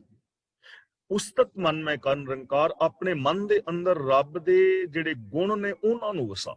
ਸ਼ੁਭ ਗੁਣ, ਸਤ, ਸੰਤੋਖ, ਦਇਆ, ਧਰਮ, ਧੀਰਜ, ਗਿਆਨ, ਨਿਮਾਨਤਾ, ਸੇਵਾ, ਸਿਮਰਨ, ਪ੍ਰੇਮ, ਕੁਰਬਾਨੀ, ਸ਼ੁਭ ਜਜ਼ਬੇ, ਇਹਨਾਂ ਦੀ ਗੱਲ ਕਰ। ਜਦੋਂ ਵੀ ਗੱਲ ਕਰੋ ਗੁਣਾਂ ਦੀ ਗੱਲ ਕਰੋ, ਜਦੋਂ ਵੀ ਸੋਚੋ ਗੁਣਾਂ ਬਾਰੇ ਸੋਚੋ, ਜਦੋਂ ਵੀ ਬਿਹੇਵ ਕਰੋ ਗੁਣਾਂ ਵਾਲਾ ਕਰੋ। ਫਿਰ ਕੀ ਹੋਏਗਾ? ਫਿਰ ਤੁਹਾਡੀ ਜ਼ਿੰਦਗੀ ਦੇ ਅੰਦਰ ਖੁਸ਼ੀ ਹੋਏਗੀ। ਤੇ ਨਾਲ ਕਹਿੰਦੇ ਨੇ ਕਰ ਮਨ ਮੇਰੇ ਸਤ ਵਿਵਹਾਰ। ਵਿਵਹਾਰ ਦਾ ਮਤਲਬ ਮਿਲਵਰਤਨ, ਬਿਹੇਵੀਅਰ। ਤੁਹਾਡਾ ਬਿਹੇਵੀਅਰ ਸੱਚਾ ਹੋਵੇ, ਸੱਚਾ ਵਿਵਹਾਰ ਕਰੋ, ਮਨ ਬਚਨ ਕਰਮ ਕਰਕੇ, ਅੰਦਰੋਂ ਹੋਰ ਤੇ ਬਾਹਰੋਂ ਹੋਰ ਨਹੀਂ। ਦੇਖੋ ਅੱਜ ਜਿੰਨਾ ਦੁੱਖ ਬੰਦੇ ਨੂੰ ਆਪਣਿਆਂ ਨੇ ਦਿੱਤਾ ਹੈ ਨਾ, ਇੰਨਾ ਦੁੱਖ ਬੇਗਾਨਿਆਂ ਨੇ ਨਹੀਂ ਦਿੱਤਾ, ਕਿਉਂਕਿ ਬੇਗਾਨਿਆਂ ਤੋਂ ਤੇ ਬੰਦਾ ਸੁਚੇਤ ਹੁੰਦਾ ਹੈ। ਜਿੰਨੀਆਂ ਵੀ ਛੇੜਛਾੜ ਦੀਆਂ ਘਟਨਾਵਾਂ ਨੇ, ਅਖਬਾਰ ਬੋਲਦੇ ਨੇ ਕਿ ਟੀਨ ਏਜਰ ਬੱਚੀਆਂ ਦੇ ਨਾਲ ਜੋ ਛੇੜਛਾੜ ਦੀਆਂ ਘਟਨਾਵਾਂ ਹੋਈਆਂ ਨੇ, 95% ਲੋਕ ਉਹ ਨੇ ਜੋ ਆਪਣੇ ਨੇ, ਅੜੋਸੀ ਪੜੋਸੀ, ਰਿਸ਼ਤੇਦਾਰ ਜਾਂ ਜਾਣਕਾਰ। ਹੁਣ ਵਿਵਹਾਰ ਸੱਚਾ ਨਹੀਂ ਹੈ ਨਾ। ਮੈਂ ਤੁਹਾਡੇ ਨਾਲ ਵਿਵਹਾਰ ਕਰ ਰਿਹਾ, ਉੱਤੋਂ ਤਾਂ ਮੈਂ ਠੀਕ ਬੋਲ ਰਿਹਾ, ਲੇਕਿਨ ਅੰਦਰ ਮੈਂਟੈਲਿਟੀ ਮੇਰੀ ਠੀਕ ਨਹੀਂ ਹੈ, ਵਿਹਾਰ ਮੇਰਾ ਠੀਕ ਨਹੀਂ, ਸੋਚ ਮੇਰੀ ਠੀਕ ਨਹੀਂ, ਤਾਂ ਮੇਰੀ ਤੁਹਾਡੀ ਅਣਬਣ ਹੋਏਗੀ। ਪਤੀ ਪਤਨੀ ਦੀ ਤਲਾਕ ਕਿਉਂ ਹੋ ਜਾਂਦੀ ਹੈ? ਕਿਉਂਕਿ ਵਿਹਾਰ ਠੀਕ ਨਹੀਂ ਹੈ ਨਾ, ਅੰਦਰ ਸਾਫ਼ ਨਹੀਂ ਹੈ। ਮੈਂ ਤੁਹਾਨੂੰ ਪਹਿਲਾਂ ਵੀ ਗੱਲ ਸੁਣਾਈ ਸੀ, ਇੱਕ ਦਿਨ ਕੋਈ ਬੰਦਾ ਸੀ ਤੇ ਆਪਣੀ ਘਰ ਵਾਲੀ ਨੂੰ ਕਹਿਣ ਲੱਗਾ ਵੀ ਉਹ ਮੈਨੂੰ ਤੇ ਹੈ ਮੇਰਾ ਦਿਲ ਗਿਆ, ਹਾਏ ਮੇਰਾ ਦਿਲ ਗਿਆ, ਮੇਰੇ ਸੀਨੇ ਵਿੱਚ ਪੀੜ, ਮੈਂ ਡਿੱਗ ਗਿਆ, ਮੈਂ ਮਰ ਚੱਲਿਆ, ਡਾਕਟਰ ਨੂੰ ਫੋਨ ਕਰ ਫਟਾਫਟ, ਮੇਰੇ ਕਲੇਜੇ ਵਿੱਚ ਦਰਦ, ਮੇਰਾ ਸਾਹ ਗਿਆ, ਮੇਰੀ ਮੌਤ ਹੋ ਜਾਣੀ ਹੈ, ਡਾਕਟਰ ਨੂੰ ਫੋਨ ਕਰ। ਤੇ ਘਰ ਵਾਲੀ ਕਹਿੰਦੀ ਮੇਰੇ ਫੋਨ ਦੀ ਬੈਟਰੀ ਖਰਾਬ ਹੈ, ਆਪਣਾ ਪਾਸਵਰਡ ਦੱਸੋ ਫੋਨ ਦਾ। ਤੇ ਨਾਲ ਦੇ ਨਾਲ ਕਹਿੰਦਾ ਹੁਣ ਕੁਛ ਠੀਕ ਹੈ, ਪਾਣੀ ਦਾ ਗਲਾਸ ਤੇ ਠੀਕ ਹੈ ਕੁਛ, ਯਾਨੀ ਪਾਸਵਰਡ ਨਹੀਂ ਦੱਸਣਾ, ਹਾਰਟ ਅਟੈਕ ਹੋ ਜਾਏ ਠੀਕ ਹੈ, ਕਿਉਂਕਿ ਪਤਾ ਹੈ ਫੋਨ ਦੇ ਵਿੱਚ ਗੰਦਗੀ ਭਰੀ ਪਈ ਹੈ। ਇਸ ਲਈ ਸਿਆਣਿਆਂ ਨੇ ਕਿਹਾ ਹੈ ਆਪਣਾ ਦਿਲ ਔਰ ਆਪਣਾ ਫੋਨ ਇੰਨਾ ਸਾਫ਼ ਰੱਖੋ ਕਿ ਜੇ ਕਿਸੇ ਨੂੰ ਵਿਖਾਣਾ ਪਵੇ ਤੇ ਪ੍ਰੋਬਲਮ ਨਾ ਆਏ, ਸ਼ਰਮਸਾਰ ਨਾ ਹੋਣਾ ਪਵੇ। ਜਿੱਥੇ ਇੰਨਾ ਲੁਕਾ ਛਿਪਾ ਹੋਏਗਾ, ਧੋਖਾ ਹੋਏਗਾ, ਤਲਾਕ ਵੀ ਹੋਏਗੀ, ਉੱਥੇ ਦੂਰੀਆਂ ਵੀ ਵਧਣਗੀਆਂ। ਇਸ ਲਈ ਗੁਰੂ ਜੀ ਕਹਿੰਦੇ ਨੇ ਕਰਮਨ ਮੇਰੇ ਸਤ ਵਿਵਹਾਰ, ਮੇਰੇ ਫੁੱਲ ਚੜਾਉਣ ਨਾਲ ਕੁਛ ਨਹੀਂ ਹੋਣਾ, ਬਿਹੇਵੀਅਰ ਨੂੰ ਚੇਂਜ ਕਰ, ਸੱਚਾ ਬਿਹੇਵੀਅਰ। ਜੇ ਕਾਮਯਾਬ ਹੋਣਾ ਹੈ ਤਾਂ ਸੱਚ ਨੂੰ ਅਪਣਾਓ। ਨਿਰਮਲ ਰਸਨਾ ਅੰਮ੍ਰਿਤ ਪੀਓ। ਅੰਮ੍ਰਿਤ ਦਾ ਮਤਲਬ ਆਤਮਿਕ ਜੀਵਨ ਦੇਣ ਵਾਲਾ ਰੱਬ ਦਾ ਗੁਣ। ਇਸ ਜ਼ਬਾਨ ਦੇ ਨਾਲ ਮਿੱਠੇ ਬੋਲ ਬੋਲੋ, ਮਿੱਠੇ ਪਿਆਰੇ ਪੋਜ਼ਿਟਿਵ, ਜਿਹਦੇ ਨਾਲ ਦੂਜਿਆਂ ਨੂੰ ਸੁੱਖ ਮਿਲੇ। ਇੱਕ ਬਾਣੀ ਤੋਂ ਬਾਹਰ ਦਾ ਦੋਹਾ ਹੈ ਰਹੀਮ ਜੀ ਦਾ, ਉਹ ਕਹਿੰਦੇ ਨੇ ਐਸੀ ਬਾਣੀ ਬੋਲੀਏ ਮਨ ਕਾ ਆਪਾ ਖੋਏ, ਔਰਨ ਹੂੰ ਸ਼ੀਤਲ ਕਰੇ ਆਪੋ ਸ਼ੀਤਲ ਹੋਏ। ਐਸੇ ਮਿੱਠੇ ਪਿਆਰੇ ਬੋਲ ਬੋਲੋ ਜਿਹੜੇ ਬੋਲ ਬੋਲਣ ਦੇ ਨਾਲ ਤੁਹਾਨੂੰ ਵੀ ਖੁਸ਼ੀ ਹੋਵੇ ਔਰ ਜਿਹੜਾ ਬੰਦਾ ਸੁਣੇ ਉਹਦਾ ਵੀ ਹਿਰਦਾ ਠੰਡਾ ਠਾਰ ਹੋ ਜਾਏ। ਗੁਣਾਂ ਦੇ ਬੋਲ ਬੋਲੋ ਤਾਂ ਤੁਹਾਡੀ ਜ਼ਿੰਦਗੀ ਦੇ ਅੰਦਰ ਆਤਮਿਕ ਜੀਵਨ ਪੈਦਾ ਹੋਏਗਾ, ਆਤਮਿਕ ਖੇੜਾ ਪੈਦਾ ਹੋਏਗਾ, ਖੁਸ਼ੀਆਂ ਪੈਦਾ ਹੋਣਗੀਆਂ। ਤੁਹਾਡੇ ਬੋਲ ਹੀ ਤੁਹਾਡੇ ਜੀਵਨ ਦਾ ਸੁੱਖ ਔਰ ਦੁੱਖ ਡਿਸਾਈਡ ਕਰਨਗੇ ਕਿ ਆਉਣ ਵਾਲਾ ਜੋ ਫਿਊਚਰ ਹੈ ਤੁਹਾਡਾ ਚੰਗਾ ਹੋਏਗਾ ਕਿ ਮਾੜਾ ਹੋਏਗਾ। ਤੁਹਾਡੇ ਬੋਲ ਡਿਸਾਈਡ ਕਰਨਗੇ। ਇਸ ਲਈ ਆਲਵੇਜ਼ ਬੀ ਪੋਜ਼ਿਟਿਵ, ਹਮੇਸ਼ਾ ਪੋਜ਼ਿਟਿਵ ਰਹੋ, ਪੋਜ਼ਿਟਿਵ ਸੋਚੋ। ਬੋਲਾਂ ਦੇ ਅੰਦਰ ਕਿੰਨੀ ਤਾਕਤ ਹੈ। ਗੁਰੂ ਗੋਬਿੰਦ ਸਿੰਘ ਜੀ ਮਹਾਰਾਜ ਦੇ ਬੋਲ ਸਨ ਕਿ ਜਿਨ੍ਹਾਂ ਲੋਕਾਂ ਨੂੰ ਲੋਕ ਗਿੱਦੜ ਕਹਿੰਦੇ ਸਨ, ਚਿੜੀਆਂ ਕਹਿੰਦੇ ਸਨ, ਗੁਰੂ ਗੋਬਿੰਦ ਸਿੰਘ ਦੇ ਬੋਲਾਂ ਨੇ ਉਹਨਾਂ ਦੇ ਅੰਦਰ ਉਹ ਤਾਕਤ ਭਰ ਦਿੱਤੀ ਕਿ ਉਹਨਾਂ ਗਿੱਦੜ ਅਖਵਾਨ ਵਾਲਿਆਂ ਨੇ ਸ਼ੇਰ ਅਖਵਾਨ ਵਾਲਿਆਂ ਨੂੰ ਘੇਰ ਕੇ ਮਾਰਿਆ। ਬੋਲ ਨੇ। ਇਸ ਲਈ ਨਿਰਮਲ ਬੋਲ ਬੋਲੋ ਜਿਨ੍ਹਾਂ ਬੋਲਾਂ ਵਿੱਚ ਮੈਲ ਨਾ ਹੋਵੇ। ਐਸੇ ਬੋਲ ਬੋਲੋ ਜਿਨ੍ਹਾਂ ਬੋਲਾਂ ਦੇ ਅੰਦਰ ਈਰਖਾ ਨਾ ਹੋਵੇ, ਦੁਐਸ਼ ਨਾ ਹੋਵੇ, ਵੈਰ ਵਿਰੋਧ ਨਾ ਹੋਵੇ। ਤੁਹਾਡੀ ਜ਼ਿੰਦਗੀ ਬਦਲ ਜਾਏਗੀ। ਨਿਰਮਲ ਰਸਨਾ ਅੰਮ੍ਰਿਤ ਪੀਓ, ਸਦਾ ਸੁਹੇਲਾ ਕਰ ਲਹਿ ਜੀਓ। ਸੁਹੇਲਾ ਦਾ ਮਤਲਬ ਸੁਖੀ। ਆਪਣੀ ਜਿੰਦ ਨੂੰ ਸਦਾ ਵਾਸਤੇ ਸੁਖੀ ਕਰ ਲੈ। ਦੇਖੋ ਕਿੰਨੀ ਸਿੰਪਲ ਗੱਲ ਗੁਰੂ ਜੀ ਦੱਸ ਰਹੇ ਨੇ ਕਿ ਤੁਹਾਡੀ ਜ਼ਿੰਦਗੀ ਸੁਖੀ ਹੋ ਸਕਦੀ ਹੈ, ਸ਼ਾਂਤ ਹੋ ਸਕਦੀ ਹੈ ਜੇ ਤੁਸੀਂ ਆਪਣੇ ਬੋਲ ਪੋਜ਼ਿਟਿਵ ਬੋਲੋ। ਇੱਕ ਦੂਜੇ ਵਾਸਤੇ, ਮੈਂ ਤੁਹਾਡੇ ਵਾਸਤੇ ਬੋਲ ਚੰਗੇ ਬੋਲਾਂ, ਤੁਸੀਂ ਮੇਰੇ ਲਈ ਬੋਲ ਚੰਗੇ ਬੋਲੋ। ਪਰਿਵਾਰ ਦੇ ਜੀਆਂ ਦੇ ਨਾਲ ਮਿੱਠੇ ਪਿਆਰੇ ਸੱਚੇ ਬੋਲ ਬੋਲੋ। ਰਿਸ਼ਤੇਦਾਰਾਂ ਸੱਜਣਾ ਮਿੱਤਰਾਂ ਦੇ ਨਾਲ ਮਿੱਠੇ ਪਿਆਰੇ ਸੱਚੇ ਬੋਲ ਬੋਲੋ ਤਾਂ ਜਿੰਦ ਸਦਾ ਵਾਸਤੇ ਸੌਖੀ ਹੋ ਜਾਏਗੀ। ਬੰਦਾ ਦੁਖੀ ਆਪਣੇ ਬੋਲਾਂ ਕਰਕੇ ਹੈ ਨਾ। ਕਿੰਨੇ ਲੋਕ ਨੇ ਜਿਨ੍ਹਾਂ ਨੇ ਆਪਣੇ ਮਾੜੇ ਬੋਲਾਂ ਕਰਕੇ ਕਿੱਡੇ ਵੱਡੇ ਵੱਡੇ ਰਿਸ਼ਤੇ ਤੋੜ ਲਏ ਨੇ। ਅਗਲਾ ਬਚਨ ਕਰਦੇ ਨੇ, ਨੈਨੋ ਟੇਕ ਠਾਕੁਰ ਕਾ ਰੰਗ। ਰੰਗ ਦਾ ਮਤਲਬ ਤਮਾਸ਼ਾ। ਅੱਖਾਂ ਦੇ ਨਾਲ ਐਸ ਜਗਤ ਤਮਾਸ਼ੇ ਨੂੰ ਵੇਖ ਕਿ ਇਹ ਸਾਰਾ ਜਗਤ ਤਮਾਸ਼ਾ ਰੱਬ ਦਾ ਹੈ, ਇਹ ਰੱਬ ਦੀ ਖੇਲ ਹੈ। ਅੱਖਾਂ ਦੇ ਨਾਲ ਰੱਬ ਦਾ ਕੌਤਕ ਵੇਖ, ਰੱਬ ਦੇ ਕੌਤਕ, ਕਿ ਰੱਬ ਕੌਤਕ ਕਰ ਰਿਹਾ ਹੈ।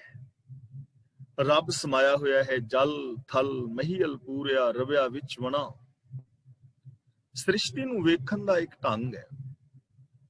ਇੱਕ ਤਰੀਕਾ ਤੇ ਸਾਡਾ ਹੈ ਆਮ ਬੰਦੇ ਦਾ ਜਿਹੜਾ ਕਿ ਵੇਖਦਾ ਹੈ, ਤੇ ਇੱਕ ਢੰਗ ਗੁਰੂ ਨਾਨਕ ਦੇਵ ਦਾ ਹੈ। ਉਹ ਜਦੋਂ ਵੇਖਦੇ ਨੇ ਉਹਨਾਂ ਨੂੰ ਸਾਰੀ ਕਾਇਨਾਤ ਗਾਂਦੀ ਹੋਈ ਨਜ਼ਰ ਨਹੀਂ ਪੈਂਦੀ ਹੈ।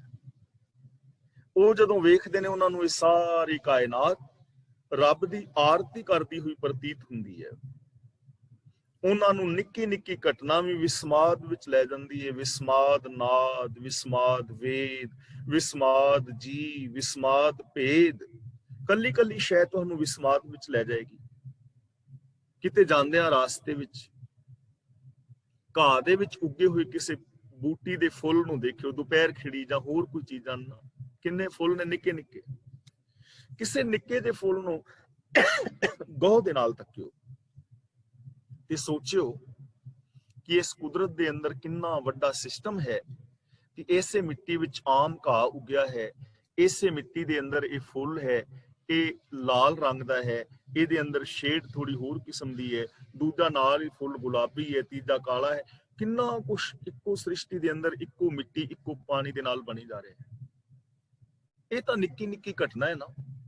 ਇਹਨਾਂ ਨਿੱਕੀਆਂ ਨਿੱਕੀਆਂ ਘਟਨਾ ਨੂੰ ਜਦੋਂ ਗੌਹ ਦੇ ਨਾਲ ਤੱਕੋਗੇ ਤਾਂ ਵਾਸਤਵ ਦੇ ਅੰਦਰ ਹੀ ਜ਼ਿੰਦਗੀ ਵਿੱਚ ਖੁਸ਼ੀ ਆਏਗੀ, ਹੈਰਾਨਗੀ ਆਏਗੀ, ਵਿਸਮਾਦ ਹੋਵੇਗਾ ਔਰ ਤੁਹਾਡੀ ਸੋਚ ਅੱਗੇ ਵਧੇਗੀ ਕਿ ਖੋਜ ਕਰੀਏ ਕਿ ਐਸਾ ਕਿਉਂ ਹੈ। ਜਿਹੜੇ ਵਿਗਿਆਨਿਕ ਲੋਕ ਨੇ ਉਹਨਾਂ ਦੇ ਅੰਦਰ ਖੋਜ ਇੱਥੋਂ ਹੀ ਜਾਗੀ ਹੋਏਗੀ ਨਾ ਕਿ ਇਹਦਾ ਰੰਗ ਲਾਲ ਕਿਉਂ ਹੈ ਤੇ ਇਹਦਾ ਪੀਲਾ ਕਿਉਂ ਹੈ। ਤਾਂ ਖੋਜਾਂ ਇੱਥੋਂ ਚੱਲੀਆਂ। ਇਸੇ ਤਰ੍ਹਾਂ ਧਾਰਮਿਕ ਦੁਨੀਆ ਹੈ ਤਾਂ ਤੁਹਾਡੇ ਜੀਵਨ ਦੇ ਅੰਦਰ ਖੁਸ਼ੀਆਂ ਖੇੜੇ ਆਣਗੇ। ਇਸ ਸੰਸਾਰ ਦੇ ਅੰਦਰ ਪ੍ਰਭੂ ਦੇ ਨਿਰੰਕਾਰ ਦੇ ਚੋਜ ਤਮਾਸ਼ੇ ਵੇਖੋ। ਸਾਧ ਸੰਗ ਬਿਨਸੈ ਸਭ ਸੰਗ। ਇੱਥੇ ਸਾਧ ਸੰਗ ਦਾ ਮਤਲਬ ਹੈ ਗੁਰੂ ਦੀ ਸੰਗਤ, ਗੁਰੂ ਦੀ ਸ਼ਰਨ। ਜਦੋਂ ਸਾਧ ਜਾਂ ਸੰਤ ਸ਼ਬਦ ਆਏ ਤਾਂ ਉਹਦਾ ਬਹੁਤੀ ਵਾਰੀ ਅਰਥ ਜਿਹੜਾ ਹੈ ਨਾ ਉਹ ਗੁਰੂ ਹੀ ਹੁੰਦਾ ਹੈ। ਸਾਧ ਸੰਗ ਦਾ ਮਤਲਬ ਗੁਰੂ ਦੀ ਸੰਗਤ, ਕਿਸੇ ਚੋਲੇ ਵਾਲੇ ਬਾਬੇ ਦੀ ਨਹੀਂ, ਗੁਰੂ ਦੀ, ਗੁਰੂ ਦੀ ਸ਼ਰਨ। ਜੇ ਤੂੰ ਗੁਰੂ ਦੀ ਸ਼ਰਨ ਕਰੇ, ਸ਼ਰਨ ਵਿੱਚ ਜਾਏ गुरु दी संगत करें, गुरु दे दिते वे ऑफ लाइफ नू अपनाए, बिन सै सब संग, फिर जिन्ने भी तेरे माड़े साथ ने वो छुट जाणगे। माड़े साथ छुट जाणगे। ਜਿਹੜਾ ਬੰਦਾ ਗੁਰਬਾਣੀ ਪੜਨ ਲੱਗ ਜਾਏ, ਗੁਰਬਾਣੀ ਦੀ ਵਿਚਾਰ ਕਰਨ ਲੱਗ ਜਾਏ, ਗੁਰਬਾਣੀ ਮੁਤਾਬਕ ਜ਼ਿੰਦਗੀ ਜੀਣ ਲੱਗ ਜਾਏ, ਤਾਂ ਸ਼ਰਾਬ ਦੇ ਠੇਕਿਆਂ ਵੱਲ, ਜੁਵਿਆਂ ਵੱਲ, ਵਿਚਾਰ ਦੇ ਅੱਡਿਆਂ ਵੱਲ ਜਾਏਗਾ ਹੀ ਨਹੀਂ। ਆਟੋਮੈਟਿਕਲੀ ਇਹ ਚੀਜ਼ਾਂ ਛੁੱਟ ਜਾਣਗੀਆਂ। ਤੇ ਜਿਹਦੀ ਸੁਰਤ ਗੁਰੂ ਦੇ ਵੇ ਆਫ ਲਾਈਫ ਦੇ ਨਾਲ ਜੁੜ ਗਈ, ਸੱਚ ਦੇ ਨਾਲ, ਸੰਤੋਖ ਦੇ ਨਾਲ, ਤਾਂ ਉਹਦੀ ਜ਼ਿੰਦਗੀ ਦੇ ਵਿੱਚੋਂ ਲੋਭ ਦਾ, ਕ੍ਰੋਧ ਦਾ, ਮੋਹ ਦਾ ਇਹ ਸਾਥ ਆਪੇ ਹੀ ਛੁੱਟ ਜਾਣੇ ਨੇ। ਜਿੰਨੇ ਵੀ ਵਿਕਾਰ ਨੇ ਇਹ ਛੁੱਟ ਜਾਣਗੇ, ਮਾੜੇ ਸਾਥ ਛੁੱਟ ਜਾਣਗੇ, ਮਾੜੇ ਵਿਕਾਰ ਨਿਕਲ ਜਾਣਗੇ। ਗੁਰੂ ਦੀ ਸ਼ਰਨ ਕਰ। ਤੇਰੀ ਜ਼ਿੰਮੇਵਾਰੀ ਸਿਰਫ ਇੰਨੀ ਹੈ ਤੇ ਕਿ ਤੂੰ ਗੁਰਮਤਿ ਆਸ਼ੇ ਅਨੁਸਾਰ ਜ਼ਿੰਦਗੀ ਜੀਣੀ ਹੈ। ਵਿਕਾਰ ਵਗੈਰਾ ਦੁੱਖ ਆਪੇ ਖਤਮ ਹੋ ਜਾਣੇ ਨੇ। ਅਗਲਾ ਬਚਨ ਗੁਰਦੇਵ ਕਰਦੇ ਨੇ, ਸ਼ਰਨ ਚਲੋ ਮਾਰਗ ਗੋਬਿੰਦ, ਪੈਰਾਂ ਦੇ ਨਾਲ ਤੁਰੋ ਪਰ ਗੋਬਿੰਦ ਦੇ ਰਾਸਤੇ ਤੇ, ਯਾਨੀ ਰੱਬੀ ਰਜਾ ਦੇ ਵਿੱਚ। ਗੋਬਿੰਦ ਦਾ ਰਾਸਤਾ, ਰੱਬੀ ਰਜਾ, ਪੈਰਾਂ ਦੇ ਨਾਲ ਚੱਲ ਕੇ ਭਲੇ ਪਾਸੇ ਜਾਓ। ਸ਼ਰਾਬ ਦੇ ਠੇਕੇ ਤੇ ਜਾਣ ਦੀ ਬਜਾਏ 5 ਵਜੇ ਸ਼ਾਮ ਨੂੰ ਗੁਰਦੁਆਰਾ ਸਾਹਿਬ ਚਲੇ ਜਾਓ। ਜੇ ਵਿਹਲੇ ਹੋ, ਗੁਰਦੁਆਰਾ ਸਾਹਿਬ ਚਲੇ ਜਾਓ। ਸੈਟਰਡੇ ਸੰਡੇ ਗੁਰਦੁਆਰਾ ਸਾਹਿਬ ਚਲੇ ਜਾਓ। ਕਿਸੇ ਸੱਜਣ ਮਿੱਤਰ ਦੇ ਘਰ ਚਲੇ ਜਾਓ, ਉਹਦਾ ਹਾਲ ਚਾਲ ਪੁੱਛੋ। ਜੇ ਕੋਈ ਪ੍ਰੋਬਲਮ ਦੇ ਵਿੱਚ ਹੈ ਤਾਂ ਉਹਦੀ ਪ੍ਰੋਬਲਮ ਸੋਲਵ ਕਰੋ। ਥੋੜਾ ਬਹੁਤਾ ਸਹਿਯੋਗ ਕਰ ਦਿਓ ਜਿੰਨਾ ਕਰ ਸਕਦੇ ਹੋ। ਯਾਨੀ ਚੰਗੇ ਰਾਹਾਂ ਵਾਲੇ ਪਾਸੇ ਕਦਮ ਪੁੱਟੋ, ਮਾੜੇ ਪਾਸਾਂ ਵਾਲੇ ਨਹੀਂ। ਵਿਚਾਰ ਦੇ ਅੱਡਿਆਂ ਵੱਲ ਨਾ ਜਾਓ, ਨਸ਼ਿਆਂ ਦੇ ਕੇਂਦਰ ਵੱਲ ਨਾ ਜਾਓ, ਚੋਰਾਂ ਠੱਗਾਂ ਵਾਲੇ ਪਾਸੇ ਨਾ ਜਾਓ, ਚੰਗੇ ਪਾਸੇ ਜਾਓ। ਕਿਉਂਕਿ ਇਸ ਦੁਨੀਆ ਵਿੱਚ ਬੜਾ ਵੱਡਾ ਬ੍ਰਹਿਮੰਡ ਹੈ, ਬੜਾ ਕੁਛ ਇਸ ਦੁਨੀਆ ਦੇ ਵਿੱਚ ਕਰਨ ਵਾਲਾ ਹੈ, ਬਹੁਤ ਕੁਛ ਚੰਗਾ ਕਰਨ ਵਾਲਾ ਹੈ। ਕੁਛ ਚੰਗਾ ਕਰੋ। ਔਰ ਅਸੀਂ ਕਹਾਂਗੇ ਵੀ ਚੰਗਾ ਕੀ ਕਰੀਏ?